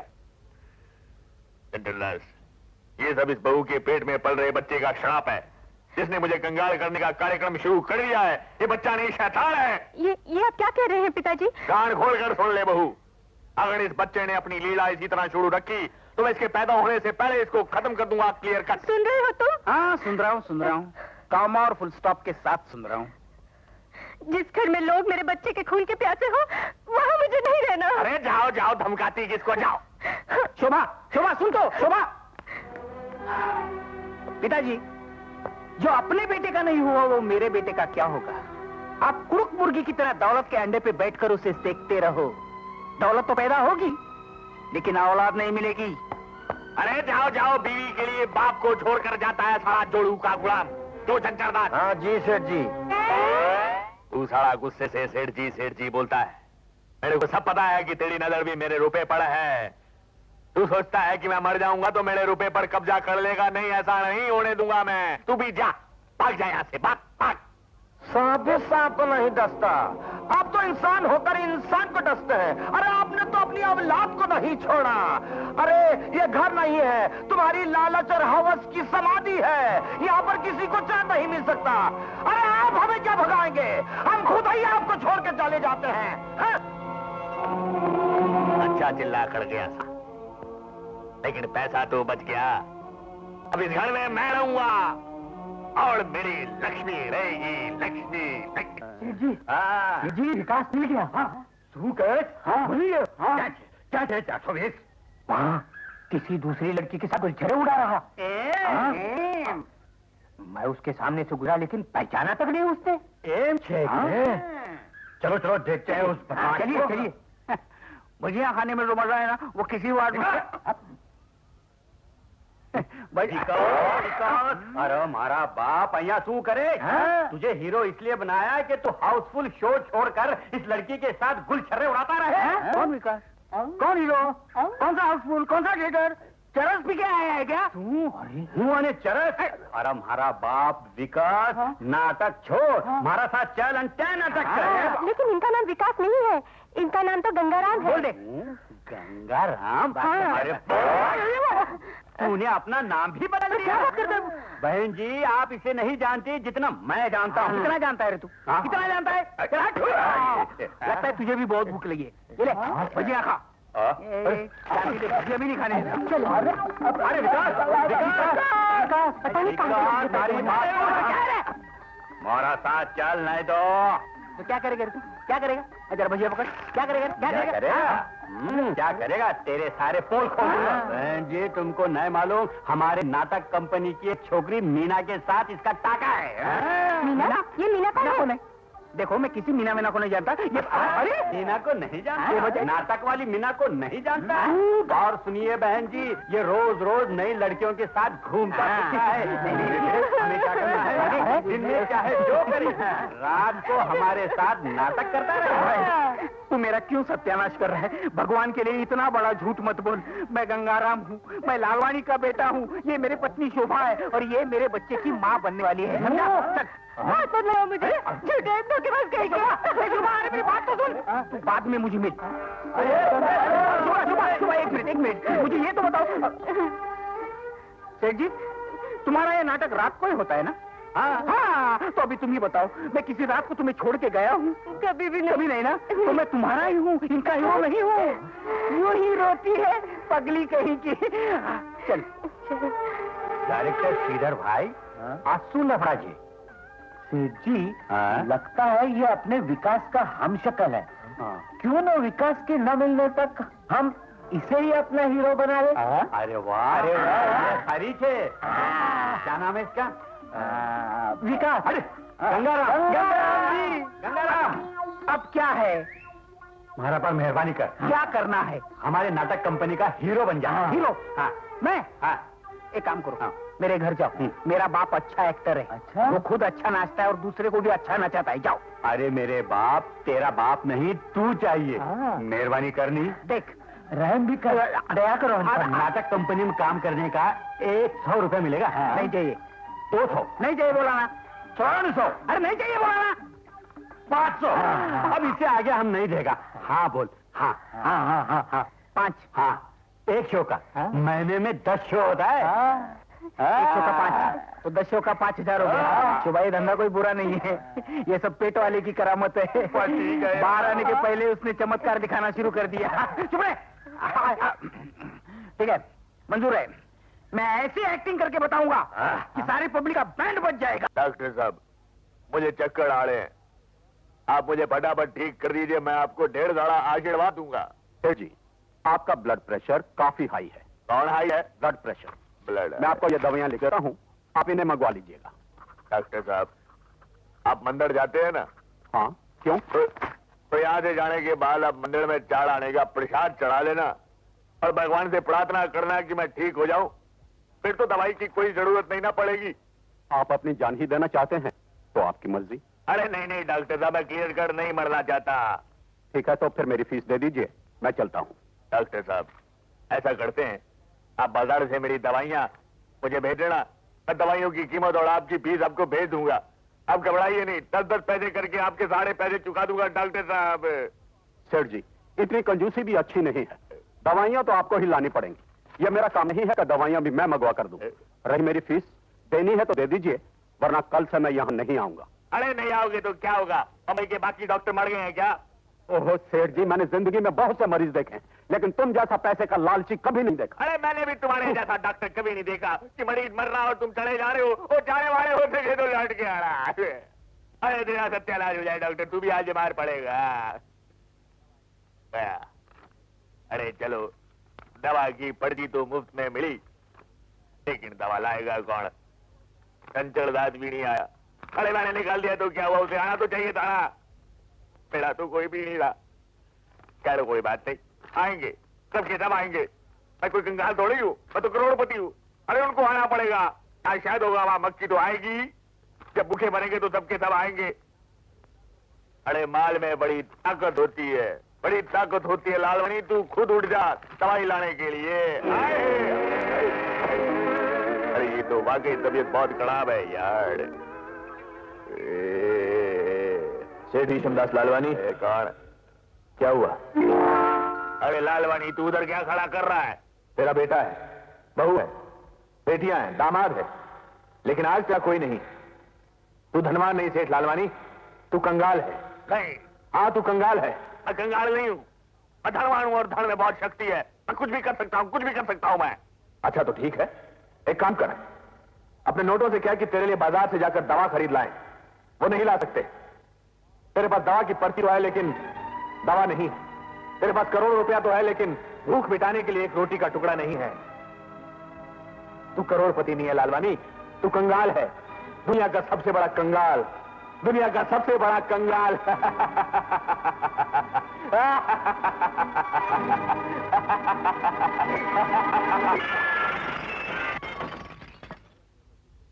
ये सही कहता है, दौलत से सब कुछ मिल सकता है अगर शांति नहीं मिल सकती। लालवानी तू कंगाल है, तू कंगाल है। तेरे ये पैसे कागज के टुकड़े हैं, मुझे नहीं चाहिए पैसा।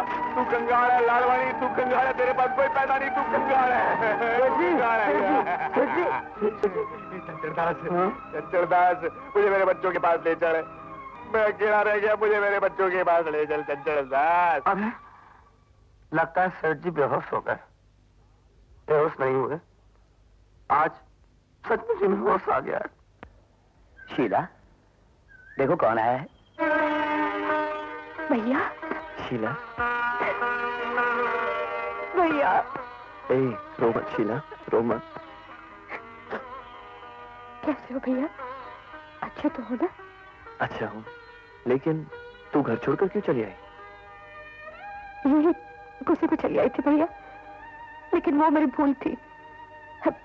भैया, ये राम है, इन्होंने मुझे लड़कियों के हॉस्टल में रखा है।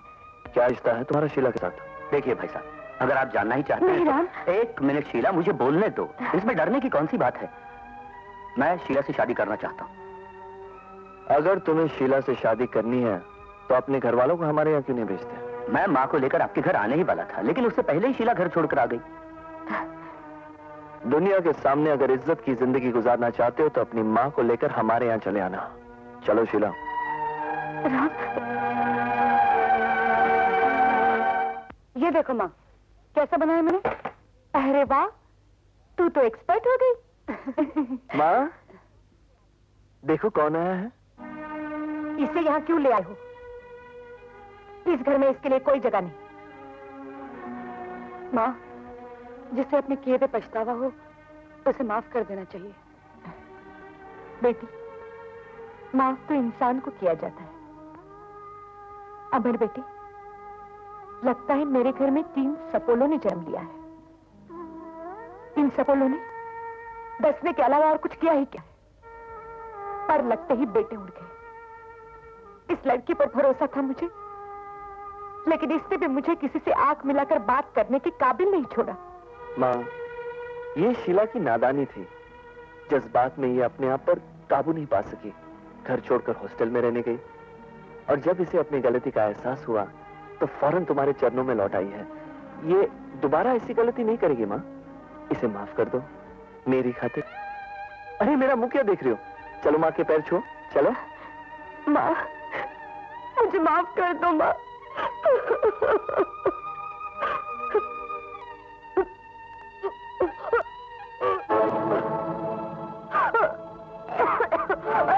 ये क्या हुआ इसे? शीला, कुछ नहीं माँ, दरअसल ये घर से इतने दिन बाहर रही है ना, बाहर का खाना इसे रास नहीं आया होगा। तू फिक्र नहीं करा माँ। शीला, क्या बात है? नहीं, कुछ नहीं। शीला, कोई ऐसी वैसी बात तो नहीं ना? देख, तूने कोई गलत कदम तो नहीं उठाया? बताना शीला। ये इस तरह नहीं बोलेगी। शीला, मेरी तरफ देख, मुझसे आंख मिलाकर बात कर। कहीं तूने कहीं भी जाए, लेकिन ये इस घर में नहीं रहेगी। मैंने तुझसे कहा था ना, इन लोगों ने मुझे डसने के सिवा और कुछ नहीं किया है, कुछ नहीं किया है। अब मैं किसी को मुंह दिखाने के लायक नहीं रही। अरे निर्लज, मेरे बुढ़ापे पर तो जरा ख्याल किया होता ना, लेकिन तुझे किसी का ख्याल नहीं है। नहीं चाहिए मुझे ऐसी जिंदगी, भगवान मुझे उठा ले, मुझे उठा ले भगवान, मुझे नहीं चाहिए ऐसी जिंदगी। हिम्मत से काम लो माँ, सब्र करो। मैं जानता हूँ वो शख्स कौन है। मैं शीला को उसका हक दिलाकर ही रहूंगा। लेकिन तब तक तुम मुझसे कुछ नहीं कहोगे, तुम्हें मेरी कसम।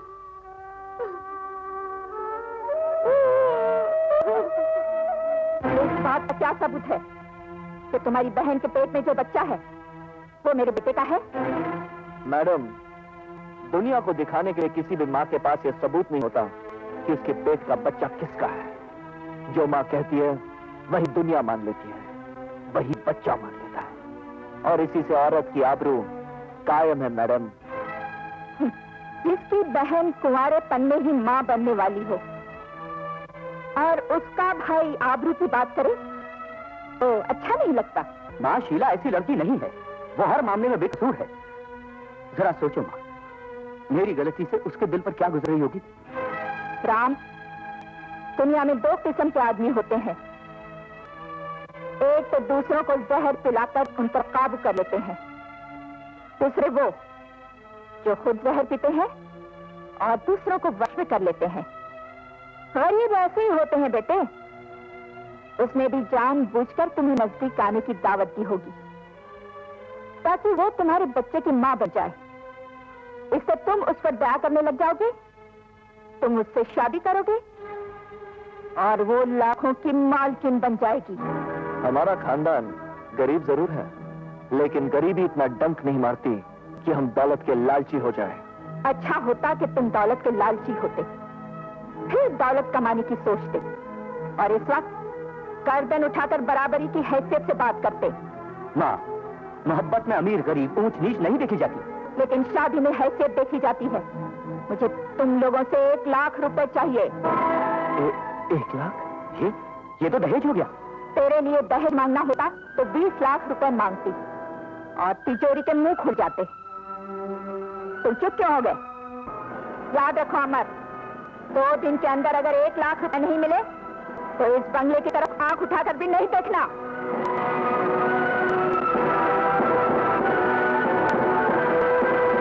ठीक है, मैं आपकी मांग पूरी करने की कोशिश करूंगा। भाई, मैं तुम्हें लाख रुपए दे सकता हूँ, लेकिन एक शर्त पर। तुम्हें 2 साल के लिए दुबई जाना होगा और मेरे लिए काम करना होगा। आप 2 साल की बात कर रहे हैं, जबकि मैं तो जिंदगी भर के लिए बिकने को तैयार हूँ। भाई मियां, पहले तो तुम घर छोड़ने को भी तैयार नहीं थे। कोई भी राम कहानी बिना वनवास की पूरी नहीं होती। मुझे लाख रुपए कब मिलेंगे? कल आके ले जाओ मियां, एग्रीमेंट तैयार रहेगा, तुम उस पर साइन कर देना बस। आपका बहुत बहुत शुक्रिया, थैंक यू। तम्बाकू वाला पान खाओगे? जी नहीं, मैं चलता हूँ। जीते रहो बेटे। आदाब।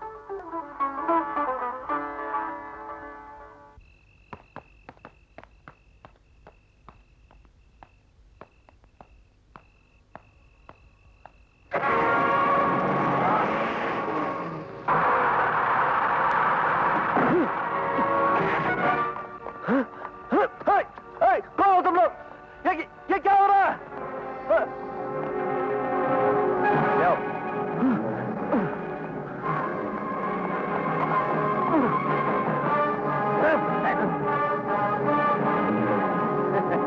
कौन हो तुम लोग? मुझे यहाँ क्यों लाए हो? क्या चाहते हो मुझसे? एक मिनट। अच्छे बच्चे एक सांस में इतने सवाल नहीं पूछा करते, राइट? तुम्हारे पहले सवाल का जवाब हमें अंडरवर्ल्ड के किंग रॉकी और हमारे राइट हैंड मिस्टर जॉन। दूसरा जवाब, हमें तुम्हारी जरूरत है, और तीसरा, तुम हमारे लिए जाना, बाकी की बातें वही होंगी, समझे? ओके।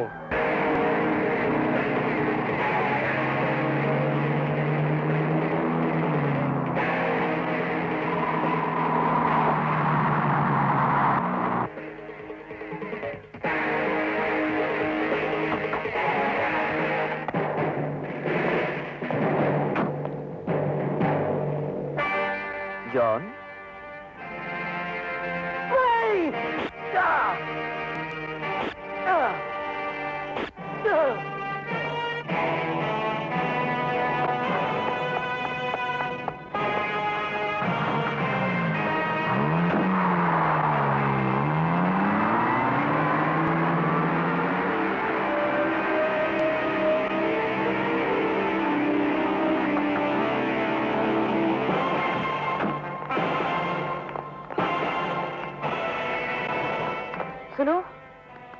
हम लोग अमर के आदमी हैं। वो सब चले गए? हाँ चले गए। अब जल्दी करो, वक्त बहुत कम है। Come on. जैसे कि जॉन ने हमें बताया कि सिंगापुर से एक डांसर और उसके 2 साथी होटल सिटीजन में ठहरे हुए हैं, जो खास रॉकी के लिए शो करने आए हैं। हम उन्हें उनके कमरे में बंद कर देंगे।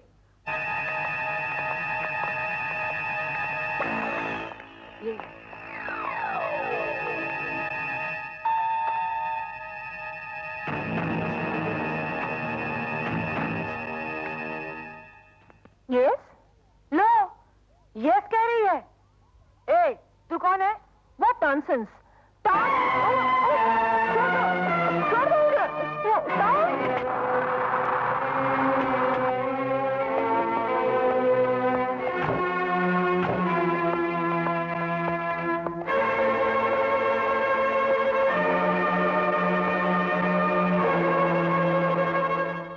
हम कैसा लगता है मैन? असली बटर। हाँ? क्या बोलते हैं? असली butterfly from Kolhapur. Thank you. लगता है वो लोग आ गए।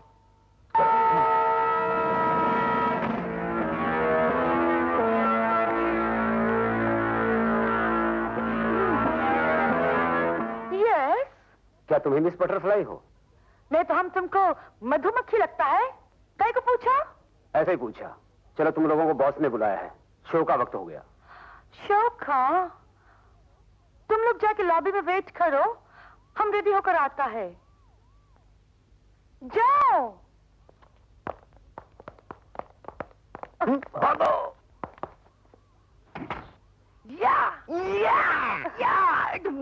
वंडरफुल मिस बटरफ्लाई, तुम्हारा प्रोग्राम देखकर हम बहुत खुश हुए। हम आप तीनों को इनाम देना चाहते हैं। हाँ। मैं तो समझता था कि सिर्फ मेरा ही बाप इस दुनिया में कंजूस है, लेकिन ये तो मेरे बाप का बाप निकला। हमारा डांस देखा, खुश हुआ, इनाम देने के लिए यहाँ बुलाया और पकड़ लिया। ये तो अंदर बैठकर हमें अंदर बिठाने का प्रोग्राम बना रहा है। तुम्हें क्या इरादा है? खामोश! तुम्हें पता नहीं कि रॉकी की आंखों में एक्सरे मशीन फिट है, जो इस दीवार के उस पार भी देख सकती है। तुम समझते हो कि ये नकली दाढ़ी मुझ लगाकर रॉकी को फांस लोगे? जॉन कहाँ है? उसे तो मैंने गोली मार दी।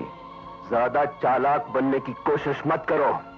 तुम जैसे पिल्ले रॉकी के इशारों पे नाचते फिरते हैं। वैसे जॉन ने हम तक पहुंचने का अच्छा तरीका बताया, बटरफ्लाई। अब अपनी खैरियत चाहते हो तो जॉन को हमारे हवाले कर दो, वरना विनोद भैया। यही ना? अब तो बहुत मुश्किल हो गया विनोद। पहले तुम सिर्फ अकेले थे, अब ये अक्लमंद अपनी महबूबा साले को भी साथ लेकर आ गया। 4 जिंदगियां दांव पर लगी हैं, लेकिन सबसे पहले मैं तुम्हारी जिंदगी का खात्मा करूंगा। रॉकी, विनोद को छोड़ दे और उसके बदले में मुझे मार डाल। क्यों इतनी जल्दी घबरा गए? किसकी जान कितनी कीमती है इसका पता रॉकी को है, इसीलिए अब तक तुम लोग जिंदा हो। चलो एक सौदा करते हैं, मैं तुम चारों को रिहा कर देता हूं, लेकिन पहले तुम मुझे जॉन का पता बता दो। ठीक है, मैं बताता हूं। नहीं अमर, ऐसा मत करना। जॉन हमारी जिंदगी की गारंटी है। अगर तुमने इसे जॉन का पता बता दिया तो ये हम सबको खत्म कर देगा।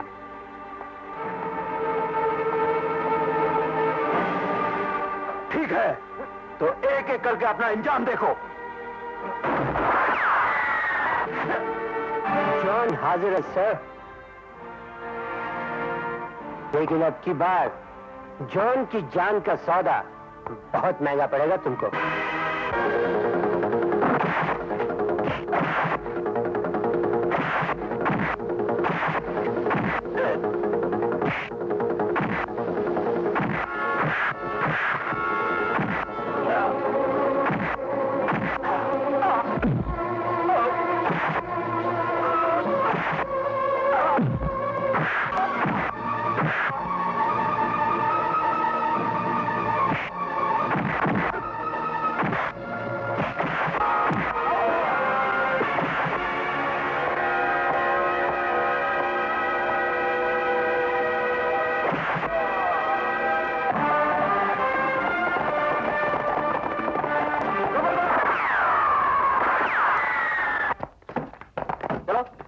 अरे चलो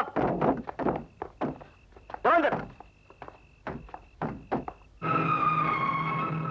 इन्हें यहाँ क्यों लेकर आया है? इनसे कह रहे कि यहाँ से चले जाए। मैं इनकी सूरत नहीं देखना चाहती। हम भटक गए थे माँ। दौलत की चकाचौंध में मेरी आंखें माँ की ममता को नहीं पहचान सकी। सेठ जी के घर धमाल होकर गिरवी हो गया था, और गिरवी रखी हुई चीज की इस दुनिया के बाजार में कोई कीमत नहीं होती। मैं भूल गया था कि माँ के छत्र छाया में जो सुख है वो सोने की जंजीरों की कैद में कभी नहीं है। मुझे माफ कर दे माँ, मुझे माफ कर दे माँ। कसूर सारा मेरा ही था माँ जी। मैं ये भूल गई थी कि शादी के बाद मायका पराया हो जाता है और ससुराल ही लड़की का घर बन जाता है और सास माँ बन जाती है, और माँ की इज्जत करना हर बेटी का फर्ज है। मगर मैंने तो आपको सास ही समझा और सास समझकर मेरे मंडप में आपकी बेइज्जती कर दी। मगर आप तो माँ है। माँ अपने भूले भटके बच्चों को माफ कर देती है। माँ जी, हमें भी माफ कर दीजिए। अमर, इन्हें कह दे मेरे पाँव छोड़ दे। कैसे कह दूं माँ? सुना है माँ के पाँव तले जन्नत होती है, और दुनिया की कोई भी माँ अपने बच्चों को ठुकरा कर उनके लिए कभी जन्नत के दरवाजे बंद नहीं करती। अमर, अपना प्यार भरा हाथ इनके सर पर रख दो माँ, और इन्हें अपनी शरण में ले लो।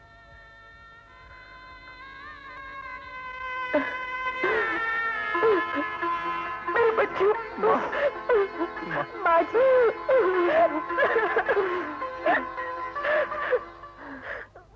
अरे अमर, तू आशा को लेकर कहाँ चला गया था? या उसके पिताजी उसका इंतजार करते करते न जाने कहाँ चले गए हैं? भाई मैं कहीं नहीं गया। मैं तो बाहर बैठा भगवान के नाम की माला जप रहा था।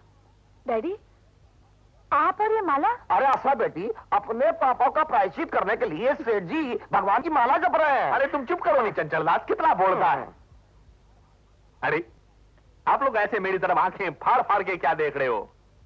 ओहो समझ गया बहन जी, मैं एक शेर सुनाता हूँ। फक्र इसमें क्या कि जमाने ने बदला है तुम्हें, अरे मर्द वो हैं जो जमाने को बदल देते हैं। कैसा लगा शेर बेटा? बहुत ही अच्छा। अरे अमर, तूने मेरी बात का जवाब ही नहीं दिया। तू आशा को लेकर कहाँ गया था? माँ, अगले हफ्ते शीला बहन की शादी है, इसलिए आशा को साथ लेकर भैया भाभी को मना के घर वापस लाने गया था। ठीक है, अच्छा किया। सेठ जी चाहते हैं कि शीला की शादी के साथ साथ तेरी और आशा की भी शादी हो जाए। या एक साथ दो शादियां। एक शादी में शीला बेटी इस घर से बाहर जाएगी और दूसरी शादी में आशा बेटी इस घर में बहू बनकर आएगी। हिसाब किताब बराबर क्लियर कट। लेकिन माँ, ये कैसे हो सकता है? क्यों नहीं हो सकता? मैंने तो सेठ जी को हाँ कर दी है। भाई मियां, अमर तुम अभी तक तैयार नहीं हुए? अरे भाई फ्लाइट का टाइम हो गया है, मैं गाड़ी लेके आया हूँ, जल्दी करो। फ्लाइट? कैसी फ्लाइट? कमाल है, अमर ने आपको कुछ नहीं बताया? ये 2 साल के लिए दुबई जा रहा है, ये देखिए एग्रीमेंट। क्या?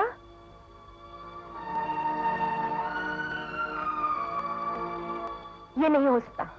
अगले हफ्ते इसकी शादी है और शादी के बाद ये यही रहेगा मेरे पास। कोई बात नहीं है बहन जी, लेकिन मैंने जो इसे 1 लाख रुपया दिया था उसका क्या होगा? 1 लाख? कैसा 1 लाख? बहन जी, अमर को अपनी बहन की शादी के लिए 1 लाख रुपए की जरूरत थी, इसलिए इसने 2 साल के लिए दुबई जाने का ये एग्रीमेंट किया था। अब अगर आपको नहीं भेजना है तो 1 लाख रुपए वापस दे दीजिए। अमर, दूसरा कोई रास्ता नहीं था माँ। अरे बहन जी, चिंता की क्या बात है, लाल अभी जिंदा है। मैं आपको भी 1 लाख रुपए का बेड़ चेक काट के देता हूँ, क्लियर कट। नहीं सेठ जी, मैं आपसे रुपये नहीं ले सकती। अरे क्यों नहीं लेंगी? मेरी बेटी की भी तो जिंदगी का सवाल है। नहीं डैडी, आप इनको नहीं जानते, ये आपसे पैसे नहीं लेंगी। मैं अमर के लिए 2 साल तो क्या, जिंदगी भर इंतजार कर सकती हूँ। अरे यार व्हाट नॉनसेंस। अमर, अमर, तू यहाँ क्यों आया है? माँ, अदालत ने मुझे रिहा कर दिया है। वैसे मैं आपको मुंह दिखाने के लायक तो नहीं हूँ, मैं तो सिर्फ अमर भैया की अमानत देने आया था। अमानत? कैसी अमानत? अमर ने अपनी जान पर खेलकर मुझे बचाया है। जिस रॉकी नाम के बदमाश की कैद में मैं था, उसके साथियों को माल समेत पुलिस में पकड़वा दिया है। ये 10 लाख रुपए का चेक पुलिस ने इनाम और कमीशन के तौर पर अमर भैया को दिया है।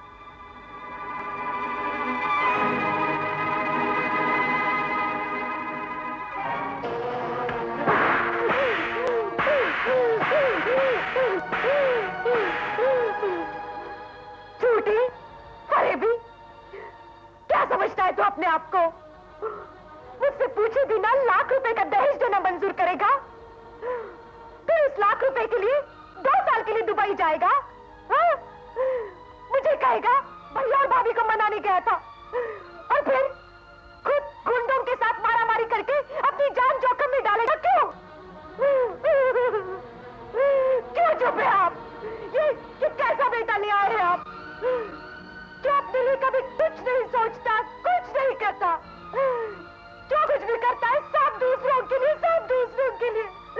दूसरा कौन है इस घर में माँ? तुम दूसरे हो या अशोक भैया और भाभी दूसरे हैं? विनोद भैया दूसरे हैं या शीला बहन? तुम सभी तो मेरे अपने हो ना माँ। तुम्हारे सिवाय मेरा इस दुनिया में कोई नहीं है। मेरा इस दुनिया में कोई नहीं है।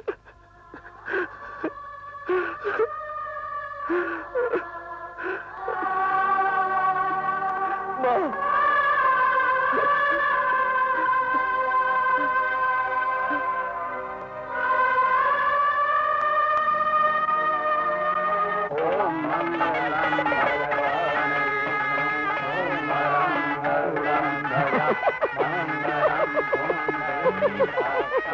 अरे चंचल दास क्यों उछलता रहता है? सीधी तरह खड़ा रहे, सीधी तरह खड़ा रहे।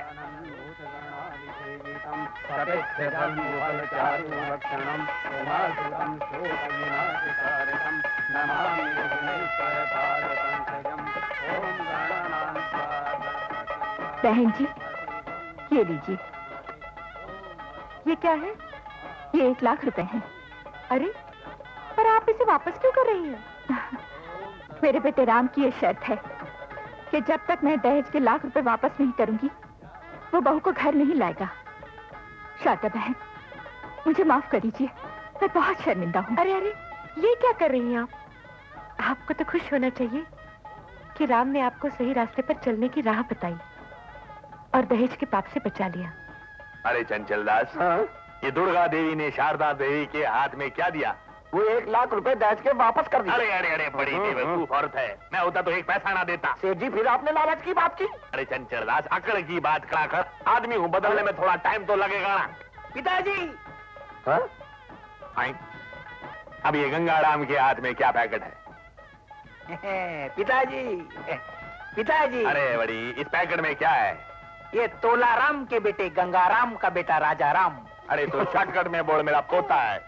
शब्दों में भी खर्चा करता है। शब्दों में भी हिसाब किताब करते हैं पिताजी। याद पिताजी, हाँ। मुंह दिखाई करेंगे या नहीं पिताजी? अरे मुंह दिखाई क्यों नहीं? सारे जमाने के सामने करूंगा। ये लो, तुमने पोते की मुंह दिखाई है, ये लो। पिताजी, ये मैं क्या देख रहा हूँ? अरे शोभा, जरा चुटकी तो लेना। ये कोई चुटकी लेने का तरीका हुआ? मैंने ऐसे लेने को बोला था इतनी जोर से, कहीं चमड़ी उधर जाती तो? अरे गंगाराम, क्या हो गया बड़ी? पिताजी, मैं समझा था कि मैं कोई सपना देख रहा हूँ। आज तक हम लोगों के लिए आपकी जेब से कभी चवन्नी नहीं निकली थी, और आज पूरा पॉकेट दे दिया। अरे मेरा पोता है, मेरा सारा माल इसका है। कितना बड़ा परिवर्तन, कितना बड़ा परिवर्तन। शोभा, ज्योतिषी की बात सच निकली। बेटे का जन्म होते ही मैं माला माल, और पिताजी कहने वाला था ना, तू यही कहने वाला था। अरे बेटा, मेरा सब कुछ तेरा है। शोभा बेटी का है और मेरे इस पोते का। अब इसको वापस कर दो। अरे अरे अरे, सुन मेरी बात। तू इतना बड़ा हो गया है गंगाराम, तुझसे पैसे नहीं संभलती तो इस छोटी सी बच्ची से क्या समझेंगे? जब बड़ा हो जाएगा तो मैं दे दूंगा चंचल। इसको ठंडा पिला करा। जाना जाना जा। बेटा होकर बाप को उल्लू बनाता है, सारा बाप से मुंह दिखाई मांगता है। अरे आप लोग क्यों हंस रहे हो यार? आदमी हूं, बदलने में थोड़ा टाइम तो लगेगा ना। अगली बार आओगे तो बदल गया होऊंगा। अरे प्रॉमिस किया ना, बदल गया होऊंगा यार। Clear cut.